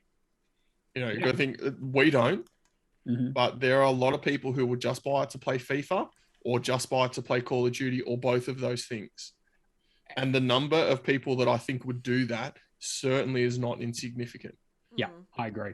And I think that this is especially bad considering where we are in terms of console availability for both consoles, right? Like if we, again, at this point, we're getting close to halfway through. We're a couple of years into a generation, right? Console generation, 5 to 7 years, somewhere around there. We're in year 2 or 3. And you're thinking, okay, at this point in a normal generation, you buy this kind of stuff, most people aren't going to switch. You'll definitely get some new people, and there'll be a few people who are like, well, I have both consoles, or I was thinking about getting both anyway. That's the thing. And most people would have both. I don't see people switching. Yeah, I don't see people switching usually, but a lot of people haven't even gotten to this current gen, right? A lot of people can't find a PlayStation 5 or a Series X. And so when it comes to making that decision, suddenly Sony has a bit of a point where it's like, and again, I don't think their reasoning is enough to stop it happening, but them saying it changes consoles decisions, they might be right, especially when a lot less people have acquired the consoles that they want. So now when it comes to the stage, it's like having a pack-in deal with a Series X, by the time this deal gets fixed up, they get to the next, Modern Warfare 3, not this current one, but whatever the next thing that Infinity War does or whatever. And suddenly we start having the 0.5 up step console. They do a bundle in with a Call of Duty game that's exclusive to the console. That's a fucking match made in heaven right there, because you suddenly got most powerful console on the market, or whatever the marketing bullshit they go on about. Yeah. Most popular game of all time, just about, or in terms of franchises. And it's only on this platform. So if you really want to play it, this is the only place you can do it, unless you have it on PC, which, we're talking about console kiddies here. So I think that even if people could get more into this, actually buy the PlayStation, I think once this deal goes through, if they made it exclusive, they would change. Yeah. Because for them, it'll be an easy swap. They trade in their PlayStation 5, they get a Series X. Maybe they're out $50, $100 or whatever, maybe nothing. You get Game Pass and exclusives. I mean, yeah. Actually, that's the other bit too, right? Yeah, of course. You get a Game Pass with it. Yeah. You get it for Call of Duty, but hey, there's that cool game that my friend's been talking about. I'm just going to try that. Oh, that game looks cool. Hey, and that's how they get you. You know, they give you a taste, and then they start charging you. Like, I don't think I could ever leave now that I've got Game Pass. Like, yeah. Same. There would be a lot of people that have bought into those, at least in Australia, it's a Telstra plan. You buy on the plan and they give you the 24 months of Game Pass as well. Yeah. Mm-hmm. So even though Game Pass is going huge, like in a year to 2 years' time, as these people's 2 years of Game Pass runs out, there's going to be people that start actually forking over money for it. Yeah, 100%, yeah. It's just a really long free trial. Like Netflix give you 30 days. Xbox will give you 2 years.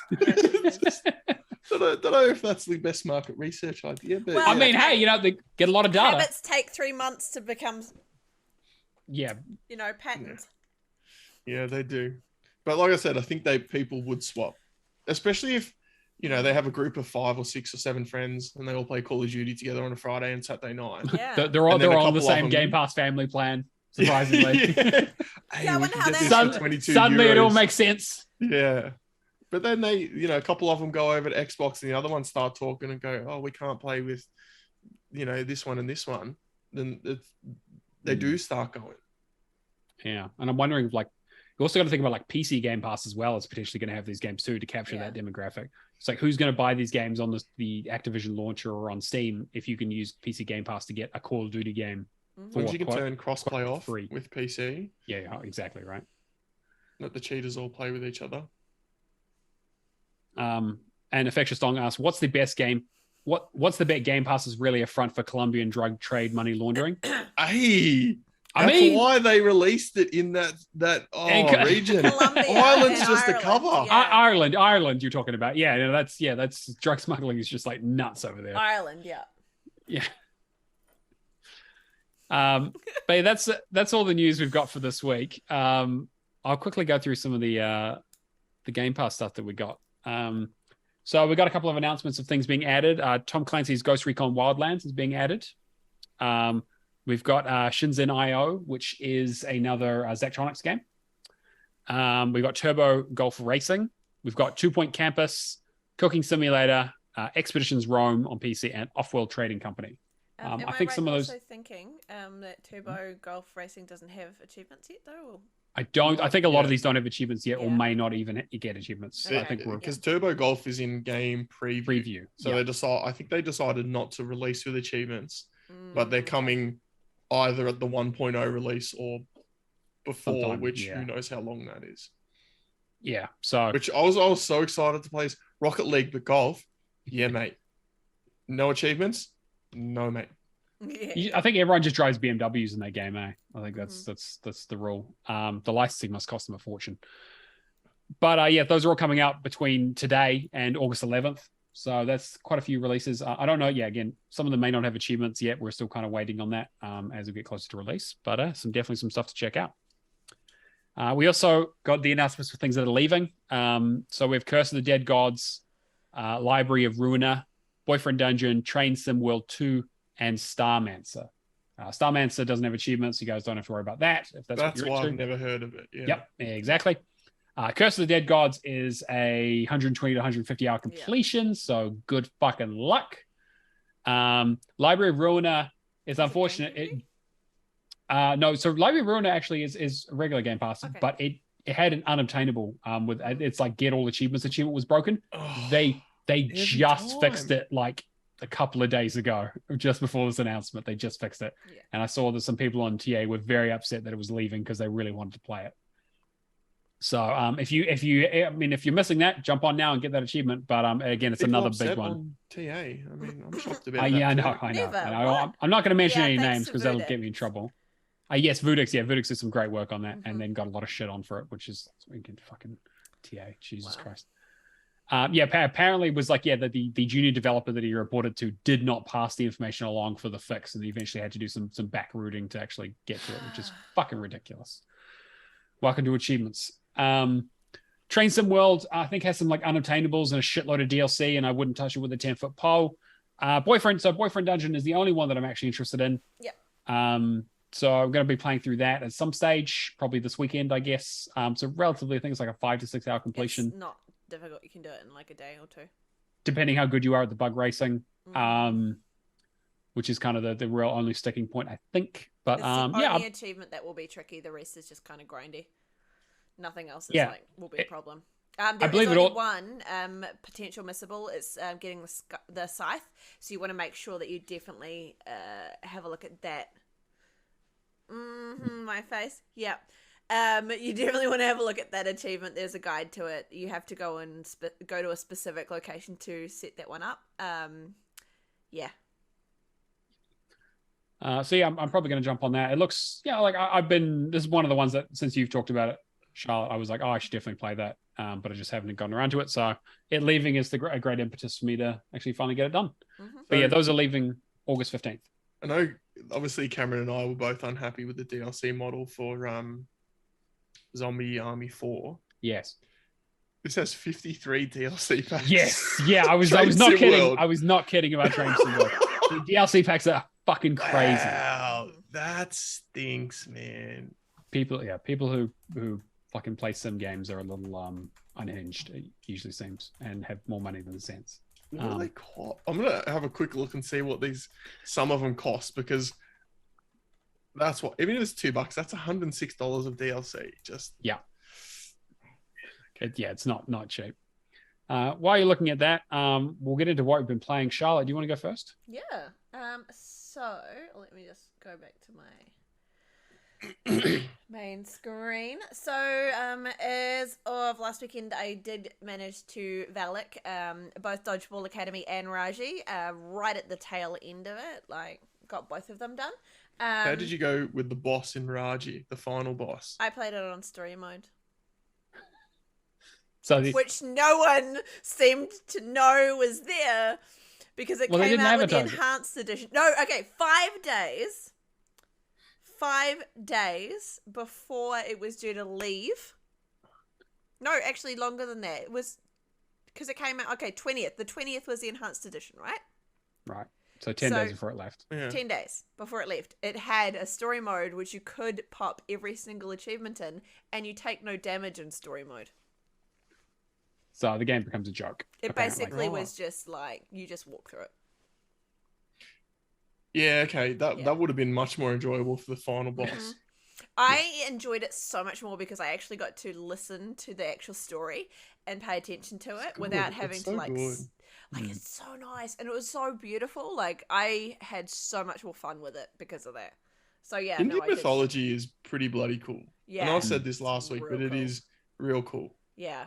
So I just enjoyed the story and went through it, and I was probably the only one that did it on story mode. You're the smart one then, that's what happened. Yeah, I was the one that found the easy way out. No, everyone else actually, had to defeat the bosses. And Shit. So Yeah, I kind of wish I'd waited on it now because I did it when it first came out and was like, oh, this is a cool game. It's got a little bit of challenge to it and the bosses, but everything else was fine. But man, I would have loved to just fucking swaned my way. It. Like, it was so much nicer. I'm going to post about it on TA. About Sure. how these people are devaluing my completion. Oh, I'm so sorry. I clicked on this on the DLC. East Coastway is $45. That's not a DLC. That's a fucking game.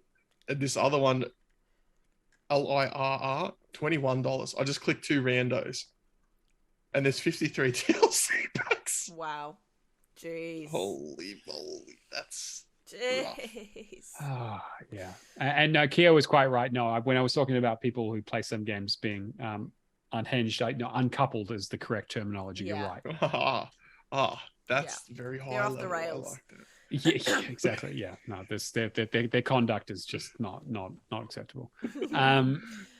Okay, so the other games that I've been playing, I haven't really played too much this week. I did start a new game for my stream, which is really cool.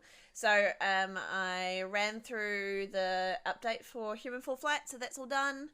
I just popped a shit ton of achievements for Microsoft Solitaire Collection, so I did a bit of a cleanup for that and just got rid of like a bunch of the easier ones that I had they'd just been sitting there waiting for me to do. So I cleaned up that. I started and completed Life is Strange True Colors this week. Woo! Oh my god. It's fucking fantastic. Right. Did you romance? Ryan, I'm actually I know. Really? Well, okay. Okay, I thought he was a massive dork, and I was like, I'm in for this. I'm in for the dork. This is great. And then I liked it too. I did like that. And then I was kind of like, because I didn't swing enough people, so he sided with his. Yeah, careful. Yeah, I know. I realized that just as I said that. So yeah, he didn't end up meeting my expectations, unfortunately. And I'm kind of like, I kind of want to play it again and see if I can go Steve. How many people stood up for you? Yeah, you like me. Yeah. I got 5. Shut up, mate. All right, no one asked you. All right. Yeah, but that's because you did everything. That's because I'm a people pleaser. Of course. And a master manipulator also. Yeah, no, I loved it. It was perfectly balanced. Like, I did not feel at any point in this game that I was annoyed by any characters. I did not feel like I was not enjoying it. I enjoyed the whole way through. I didn't tune out. I had the music going. I had the sound on for the whole game, which I never do. Like, I will talk about this every single time. I will literally mute the game and not listen to the sound. I actually ended up installing it on my PC and playing it on my PC through the app, and perfect. It was perfect. Like, I cannot fault this game. Oh, no, wait. Okay. Hear me out. There is one fault. One fault, and it's in the last chapter. Yeah. And it's that it goes back too much. Like, it should be shorter. Yeah, I know what you mean. I think that's all I'm saying. I'm not spoiling. Yeah. That whole that last chapter is Yeah. The repeating was too much. And I think it's perfect timing for Alex to be on the show because him and I did a spoiler cast a few months back on. I'm going to go listen to. You should, because how much I fucking love this game. Was my game of the year, and it's just fucking brilliant. I love everything about it. Yeah, like this would have been a contender in my top 5 if I'd played it last year. It's funny as well. Like we've been talking about, Life is Strange. That you play Life is Strange 1, you play Before the Storm, you have an expectation, you play Life is Strange 2, and you go, I'm pretty disappointed with that. So you might be coming into True Colors going, are we getting Life is Strange 1 and Before the Storm quality, or are we getting Life is Strange 2 level? And they just fucking knocked it out the park. It's its own thing. Like, because my only experience, right, is playing 1 and then Life is Strange True Colors. So I've gone from the first one to this, and I'm like, I can't go back now. This was fucking amazing. You can play Before the Storm and then you're probably Yeah. done with Life is That's Strange. probably the only one I will do. Like, I don't think I'll go to 2 at all. Yeah. We talked a little bit about this on the spoiler cast, but it's really interesting to see because the different studios who have made those games. So the original was made by God, what was the fucking Don't Nod. So Don't Nod did the original and the second one, and then Before the Storm and this True Colors were made by Deck Nine. And like, I think like it was a bit weird being like, oh, it's not the original developers. I don't know how I feel about that, but I think this is the best one they ever did. I'm like, oh shit, how did you take a franchise that wasn't even yours and do better than the original? Like that's how insane. often is a sequel better than like the first game or whatever? Yeah, it's well, probably it was Matrix Reloaded. I'm thinking of right. Yeah, of course. That's always the first one I think of. Not The Godfather 2 or Back to the Future 2. No, it's always The Matrix Reloaded. I have not seen any of the Godfather films to get at my inner Cameron while I'm here, but I love The Matrix.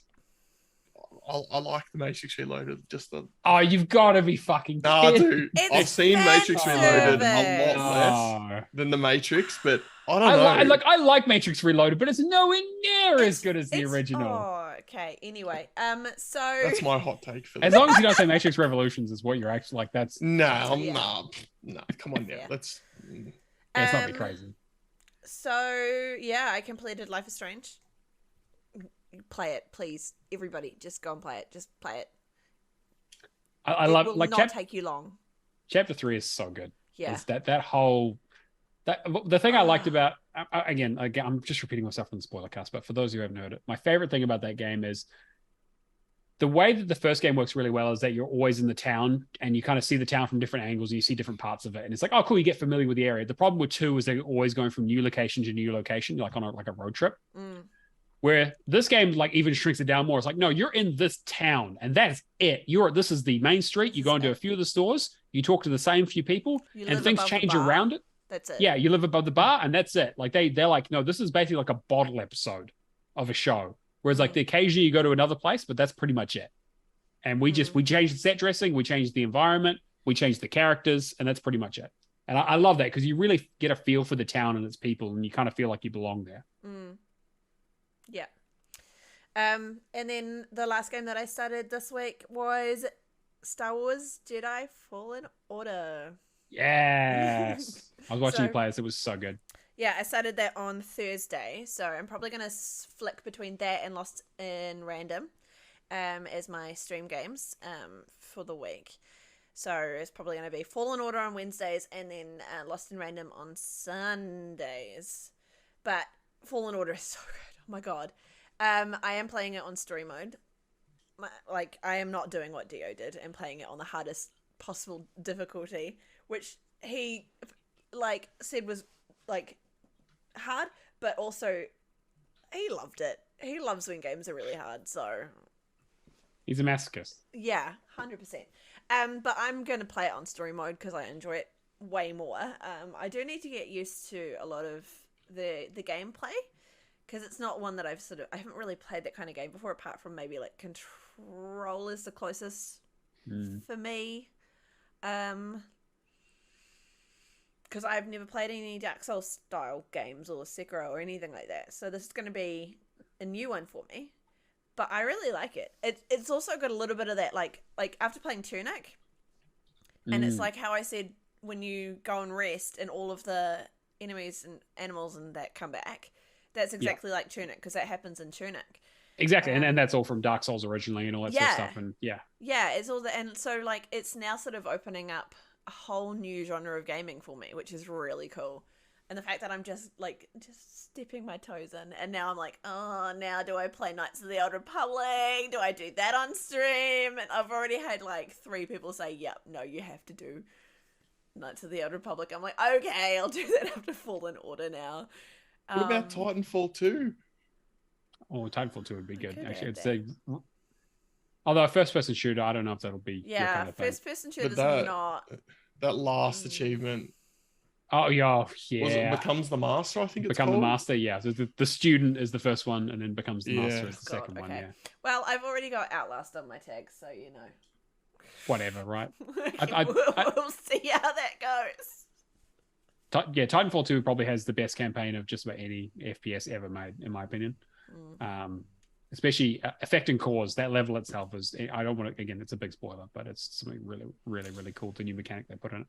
Yeah. But, so you're enjoying Fallen Order? Yeah, I am. Yeah. I'm really looking forward to playing more of that. Yeah, I'm actually excited. Like, again, I'm not really a big Twitch streamer. Like, I don't watch VODs and that kind of stuff. I usually play my games rather than watching other people play them. But I'm really excited to watch you play through it because I'm a massive Star Wars fan. And so it's really cool getting to see you experience that. Yeah, I probably need to move closer to my mic. Is that better? I've been hearing you fine the whole time. Yeah, you sound fine on my side. No, you guys will hear me fine. I just don't know if they will. I probably need to be a bit closer to my mic. That's fine. We'll deal with it later. I'll bump you up on the audio version anyway, so that's fine. Okay. That's cool. me. That's you. 3,400 and something. 3,455. Fantastic. All right. I'll just quickly flick through what I've been playing. I only had 3 games this week. So I played I just looked at your list. Right. So I knew you played this, but finally someone else has played it. I could talk about it. So yeah, I finally got around to playing Simulacra. So Wales Interactive, it's a game where you are a random person who's found a phone on your doorstep. And when you pick up the phone, it gets a message being of the owner of it being like, don't look for me. I'm basically fucked. Like, I'm really scared. Don't look for me. Just stay away. You're like, oh, okay, that's weird and unusual.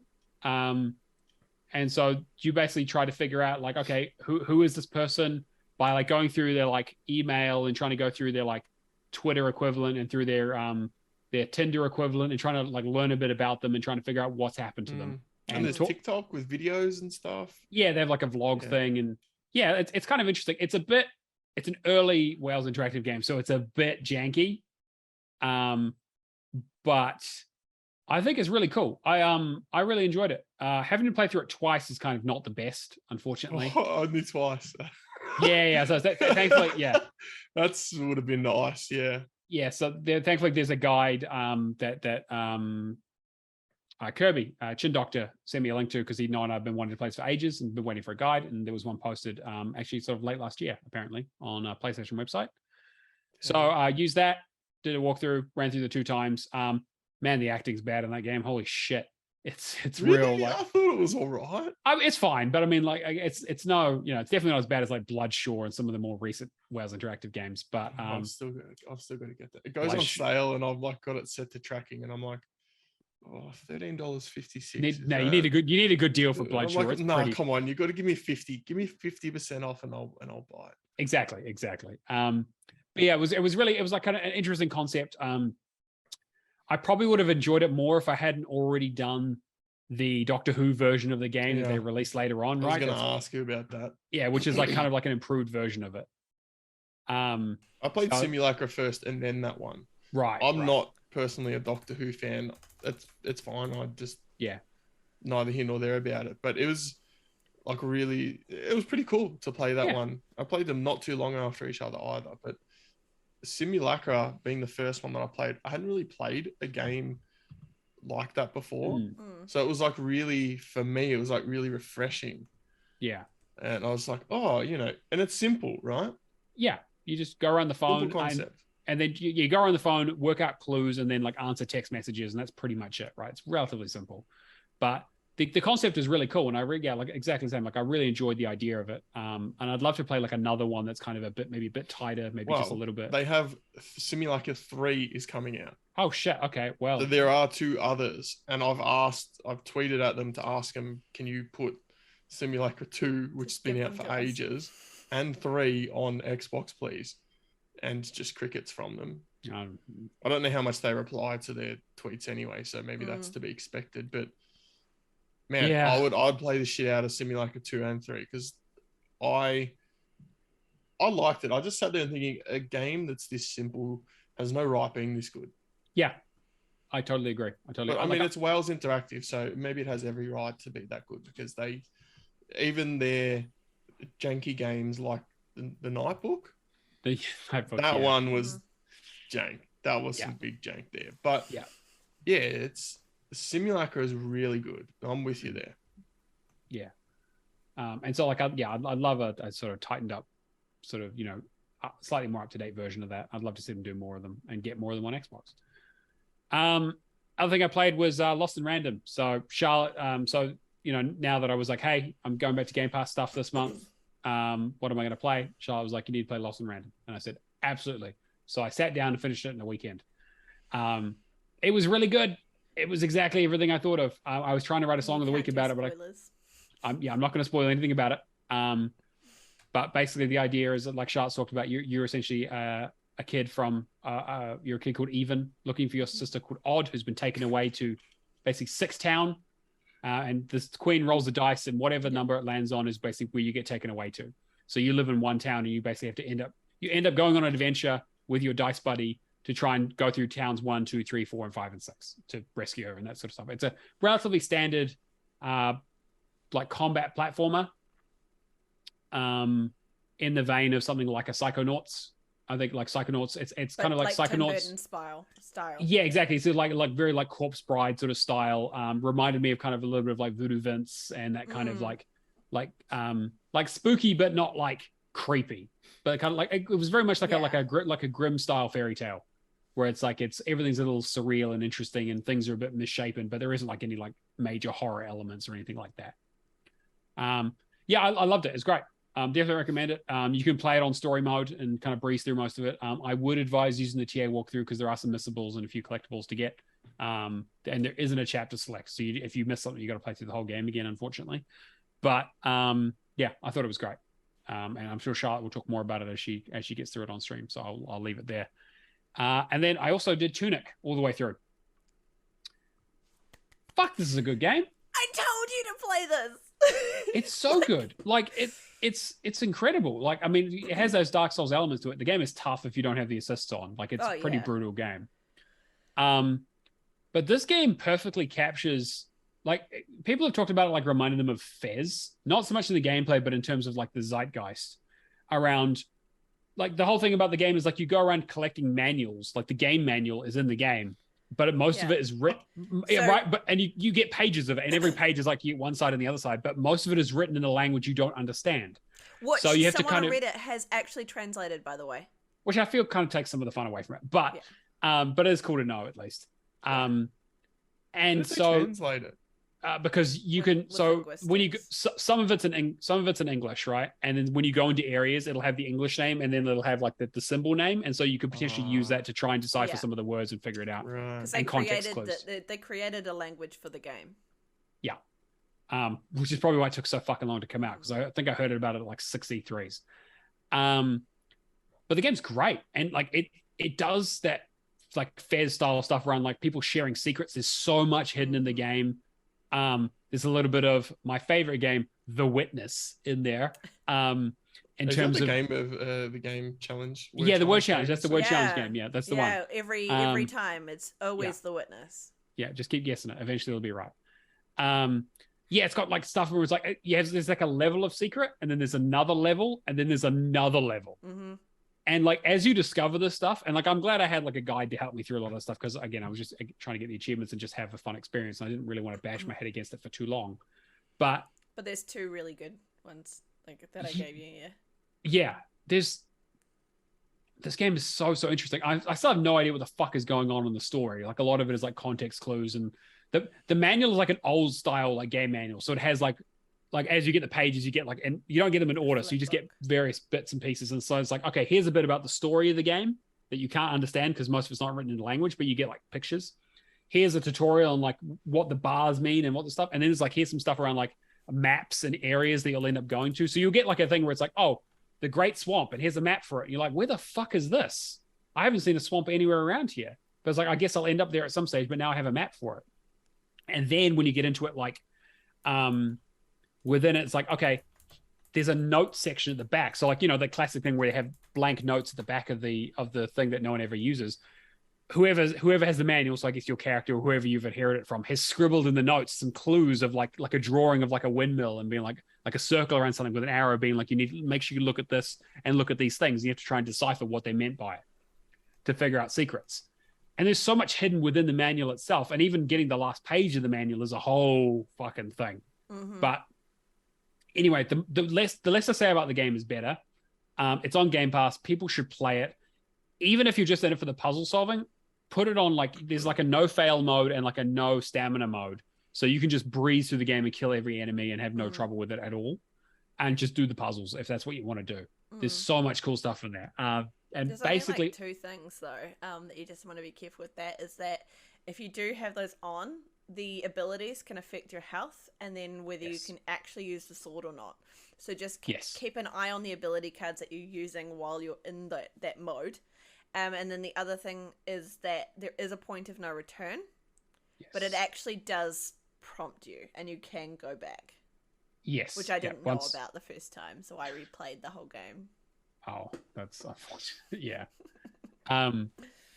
But yeah, I would highly recommend it. It took me like 9 hours or so to get through with a guide. It would take you a lot longer with that one, but obviously it's a lot more satisfying experience, but highly, highly recommend it. And yes, I'm just playing Game Pass stuff at the moment, so I'm just blitzing through things. So that puts me at 3,240 for this week. All right, Alex, what do you got for us? Everyone's got more gamer score than me this week. That's probably what it's like most weeks, though. Usually I'm at the bottom. Well, I'm here to hold everyone up. Very kind. I only wanted to talk about a few games this week. Late on, I think it was Sunday afternoon, Sunday evening, Aftos and I, it might have been Saturday actually, we were hanging out and we didn't want to play another authentic level of Sniper Elite 4. God. So I was like, do you want to just play Shredder's Revenge, Teenage Mutant Ninja Turtle Shredder's Revenge? And he's like, yeah, all right. So we went in and I put a little post in the general boosting. I'm like, oh, Aftos and I are going to hop on and play some TMNT if anyone wants to join us. And I think we had a full party by the end of it because Keo joined us. Cameron joined us. Pretty sure Cobra Todd was there. Maybe it was only 5 or I'm forgetting someone. I'm sorry. But it is mental having 6 people in the same game plus all the enemies. Like you lose track of who you are actually playing as. It's like a real bar fight. It is a bit, yeah. You can hold down like the left trigger and it puts a little, like a pop-up thing next to your character. I mean, it probably needs to be a little bit bigger because if you have that many people on screen, everyone's just doing it. Bodies flying everywhere, man. And it just, I mean, we played through, I think about 12 or 13 out of the 16 or so levels. People just jumping in, like even before everyone else turned up, it was just Aftos and I for the first few levels. And there were just random people just coming in here and there. And there was this guy that had a maxed out Splinter and he was just teeing off on the enemies. It's simple. It's a side. It doesn't, try and sell you anything. It is a side scrolling beat 'em up game. And it is fun, especially with your friends. It's good. It's well made. The achievements work. Like, there's not really much else to say about it. It's a lot of fun. So I'm looking forward to putting more time into that. The other one I started working on was Sunset Overdrive. I'd done the Xbox version years ago. I bought that. That's one of the last games I bought day one, actually. Like a full price hundo. But I'm playing it on Windows because it doesn't have the chaos modes on it. Yes. Which Cameron has mentioned before. I didn't mind those, but you have to get a group together and people know what's going on. If you have one or two, probably 2 or 3 people that don't know what's going on, you'll fail. Especially on the downtown level. Yeah. It's the most difficult one in the base game because the one in the Mool oil rig or whatever it's called has higher chaos, but is nowhere near as difficult. Yeah, that downtown one is insane. Yeah, it's those flyers. Those flyers that don't die. You got to use the Dirty Harry on it, maxed out Dirty Harry. But even then, like, it's hit or miss. But anyway, we're getting sidetracked. I didn't play any of that on the Windows version. It still holds up, man. Like, I only played through a few achievements, like played an hour or 2 of it. It's still so good. Like, this time I played as a man the first time. I think I've still got the same fluoro rainbow tights. Mm-hmm. Cool. I'm playing as a woman this time, and she's got a T-shirt that says "Sex Burger." And I don't know. It's just Cool. simple things, man. Simple things. I just think it's cool, man. It's just such a good game. It's got a real style to it. It's the sense of humor, yeah. The style, the sense of humor. For me, it hits the right points. I mean, to be fair, the first weapon you get is that flaming compensator, which is shaped like a cock and balls. Like that's like they start off real fucking strong in that game. I mean, that's pretty amazing either way. Like, yeah, you're like, hey, you play it. It's so good. He's like, hey, I need to get a propeller because I killed this dude's glider to get out. And I'm like, hang on a minute, does a glider even have a propeller? Don't worry about that. But it's to get this like the physicist lady to help you, you have to go and rescue her dog. But it turns out her dog is like a fully murderous toy dog. So you put your pointer here and it goes and murders everything nearby. And you're like, why do I even need to rescue this dog? It can clearly handle itself. But you don't think about that because you're like, this is so much bloody fun playing. And I guess because it's been so long, I had forgotten all these little things about the missions, about how much fun they are. It'll be interesting to see if I still have the reflexes and skills to get some of those harder challenge achievements because I don't think I'm as good as I used to be at playing video games. But it can be tough. Those ones were pretty tough. I think I did that a couple of years ago and it was like, oh boy, okay, yeah, definitely took me a few tries. Yeah, I'll be looking at the guides for that one, that's for sure, when I get to those. And the last game I wanted to talk about was, I've talked about this and I will probably have to make a point to stop talking about this because I will talk about it every time you give me a chance and nothing will have changed because these last 7, I think, achievements I have are going to take me another 40 hours or something. So I played Last Stand Aftermath some more. I found an unfinished asset in the game. It was like a note stuck on the wall. You know that fluoro pink that you see for assets? Like that's the color that they use when they go, oh, this needs to stick out, so we fix this later. Yeah. Clearly didn't work. Clearly they did not. Or they did it in the PC thing and their porting house hasn't put it across, which I know they're having trouble with their porting house at the moment. They're actually divorcing their porting house because they're not happy with it. But so I clicked on that and it just puts up like something to read and you can't get out of it. Oh, that's handy. Cool. So that was nice. Ended up quitting out of the game and going back in, and I was back in the same level at the start of the level. So I had to go and do all that stuff again. But I found a 40mm grenade launcher in the final area. And I'd found one before, but I'm like, no, I'd be stupid to use that because I'll just blow myself up. But this time I'm like, oh man, I've got heaps of ammo. I might as well just shoot some of these fools to try and level up. So I'll level up a bit faster. And I pointed my gun at these 3 zombies. And I don't know, man. He just started running at me as I pressed the trigger.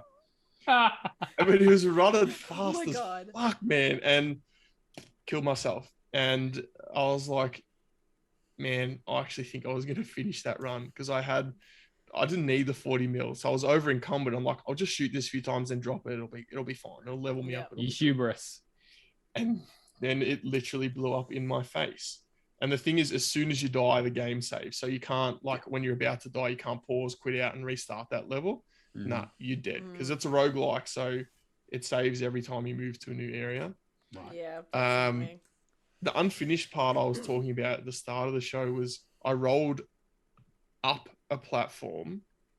I rolled off the side of it. And there's no invisible wall to stop you doing that. Oh. And you can't get back in. It's just one particular area. And I'm like... Just trapped in no man's land. Yeah, and I'm like walking along and I'm like, oh... So I quit out and I have to start that level again. But that's like, to go back to what you were saying, it's an indie studio. There's only a few people working on it. I can forgive those things. Doesn't mean it's not frustrating though. But the last thing I want to talk about this game is I actually couldn't sleep last night. I played it just before I went to bed. And my daughter was coughing a lot. I think she's picked up a cough. But I was dreaming of zombies, which happens quite a lot. And they're not nightmares. They're fine. Because I just, always winning, of course. But I was dreaming of zombies in this top-down setting I was the main character, and it's like even I had the twin stick.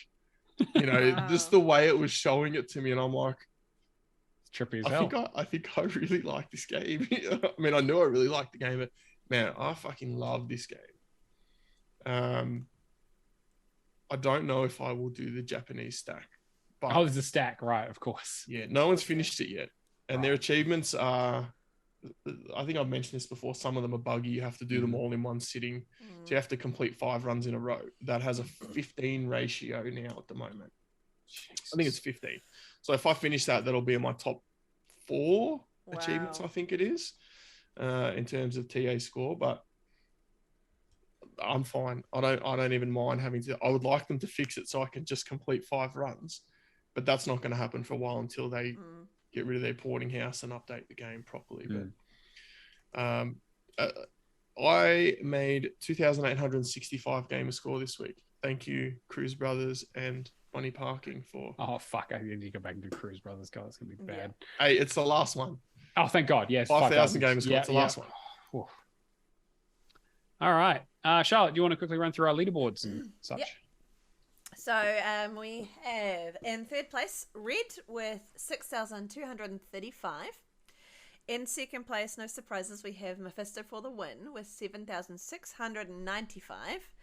And in first place, we have a newcomer who's just got back into gaming and achievement hunting again, Coco Fatale, with 20,013 gamer score. So that's pretty cool. Wow. Good on her. She wrote that post, and I'm like, oh yeah. She just took a break. And now I'm seeing this, and I'm like, oh yeah. Yeah. Okay. She's back. 20,000 Like is that's full force. Good on her. Yeah. So that's real cool to see. And then in our completion shoutouts this week, we have Bulbasaur with Saints Row, Get Out of Hell. A Grey Shark hit his 1 million gamer score finally, so that's really awesome. Woohoo! Rapture with Baby Games, of course. No surprises there. Chapter completed Dark Souls 3. Red completed Dark Souls 3, yeah. So, Red completed The Amazing Spider-Man 2 and Deadpool. Mark B completed Omno. Valak C completed The Orange Box, Boyfriend Dungeon, and Marvel's Guardians of the Galaxy. Chin Doctor completed Power Wash Simulator, LA Noire, and House Flipper. Mix completed My Friend Peppa Pig. Xbox Criminal completed Elden Ring. The Natolinator completed Power Wash Sim. Crucible 101 completed The Elder Scrolls 4 Oblivion. Frost completed Gears of War 2.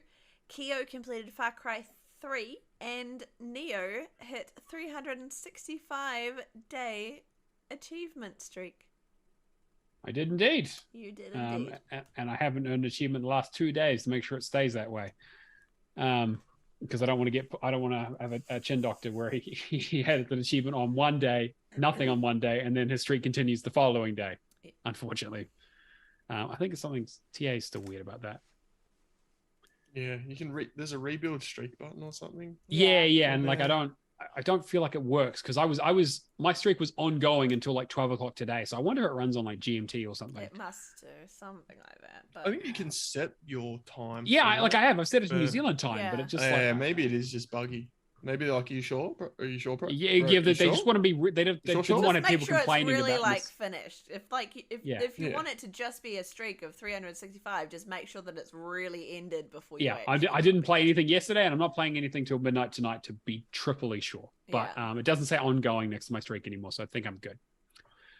We've also got the word challenge, everyone's favorite contest, where I come up with a game that no one's ever fucking heard of, and people spend days saying The Witness in our Discord channel.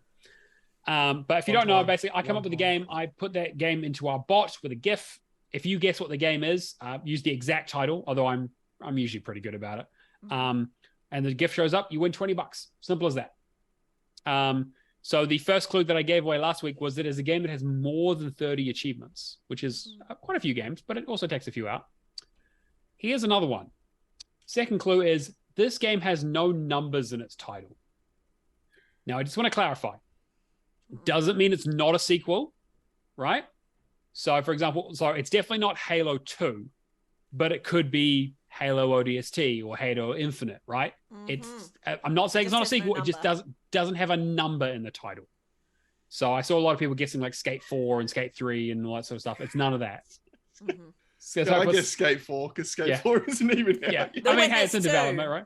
Yeah, The Witness 2, exactly. It's not The Witness 2. I think it was a Grey Shark guessed Skate 5. Yeah. And then came back after his hour timeout, came back and referenced Skate 5 with a comment.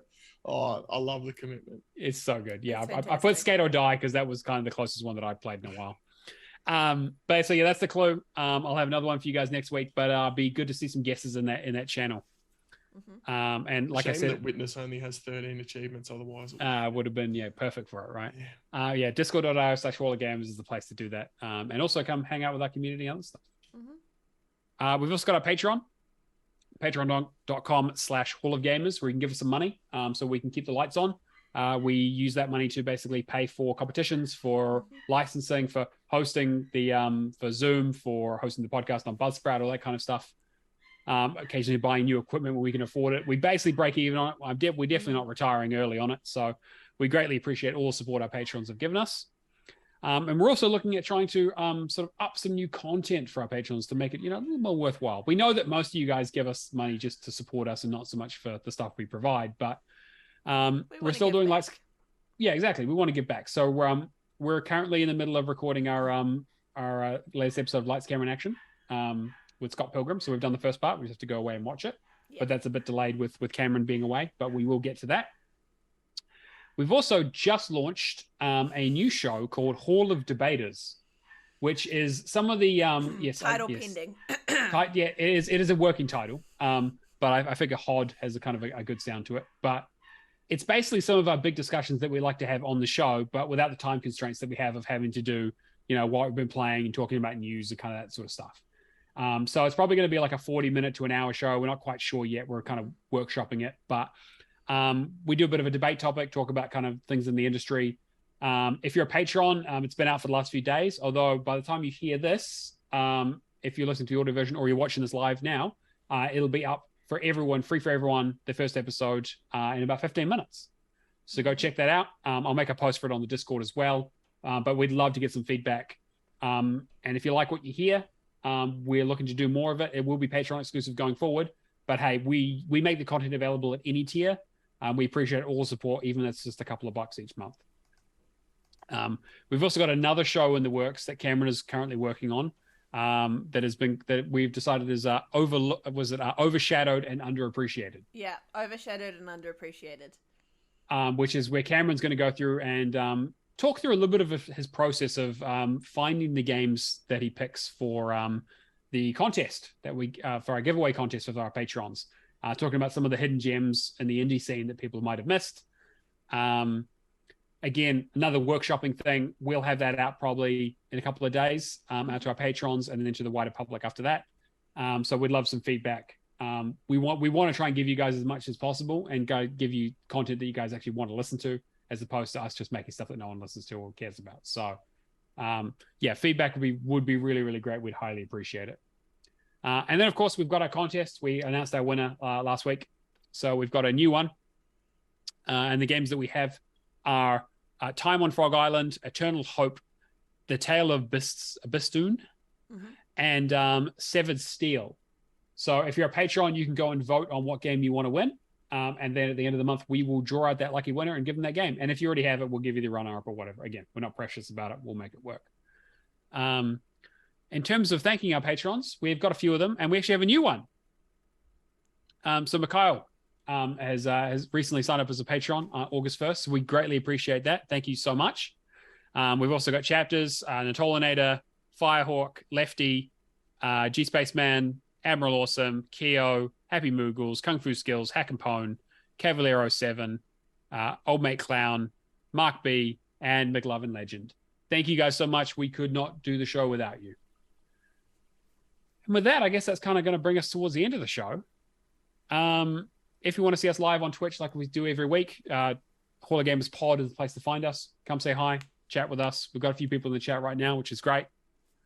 And if you want to get in contact with us in other ways, like I said, the Discord earlier, discord.io/HallOfGamers. And then HallOfGamerspodcast@gmail.com is the email address. And Twitter is @HallOfGamersPod. And then, subscribe to us on your platform of choice. Leave us a review. Tell your friends. Word of mouth is always huge for us. Okay. Charlotte, time for shelling. If you want to be found, where do they need to look? Mostly on Twitter. That's where I usually spend most of my time. So that's AudreyChar. On Discord, I'm the Char with many names because I can't narrow down to one. I have no clue. On Instagram, I think I'm the same, AudreyChar or AudreyChar. And then on Xbox, I'm AudreyChar. Fantastic. Alex, what about you? Why does no one make fun of you for having different names? Just me. I do all the time. All the time. She does not understand how fucking branding works at all. Well, okay, I have a very common name. Thank you very much. And this is why I don't, because she just gets into it. So, and because it's the end of the show. And besides, Alex, you just roll over and be like, "Fuck you." So that works. But speaking of which, Alex. Well, I don't know that I've ever been drive-by like that before. Damn, bro, you just fully murked me. All right, Professor Pluto One. What do you got for us? Every time I type in the chat, I forget that the one's there. Yeah, you can find me on Xbox, on Twitter, and on True Achievements. All one word. It is Professor Pluto. Fantastic. And if you want to find me, Neomaster on everything, Xbox, True Achievements, and Discord. Big thank you. Right? Yes, 2 S's. Yeah, yes, that's the one. Yeah, He's absolutely. definitely British. That's my porn star alias. Thank you very much to our wonderful guest Alex for filling in for 2 weeks in a row here, and we're looking to have him on a few more times while Cameron's away. So we greatly appreciate you for your time, mate. Sure. And thank you very much to Charlotte for stepping up and producing this wonderful podcast and doing all the great things with the things that I have no idea how to do. And thank you to our wonderful community for supporting us as always. We will catch you guys next week. Peace. Yeah, everyone.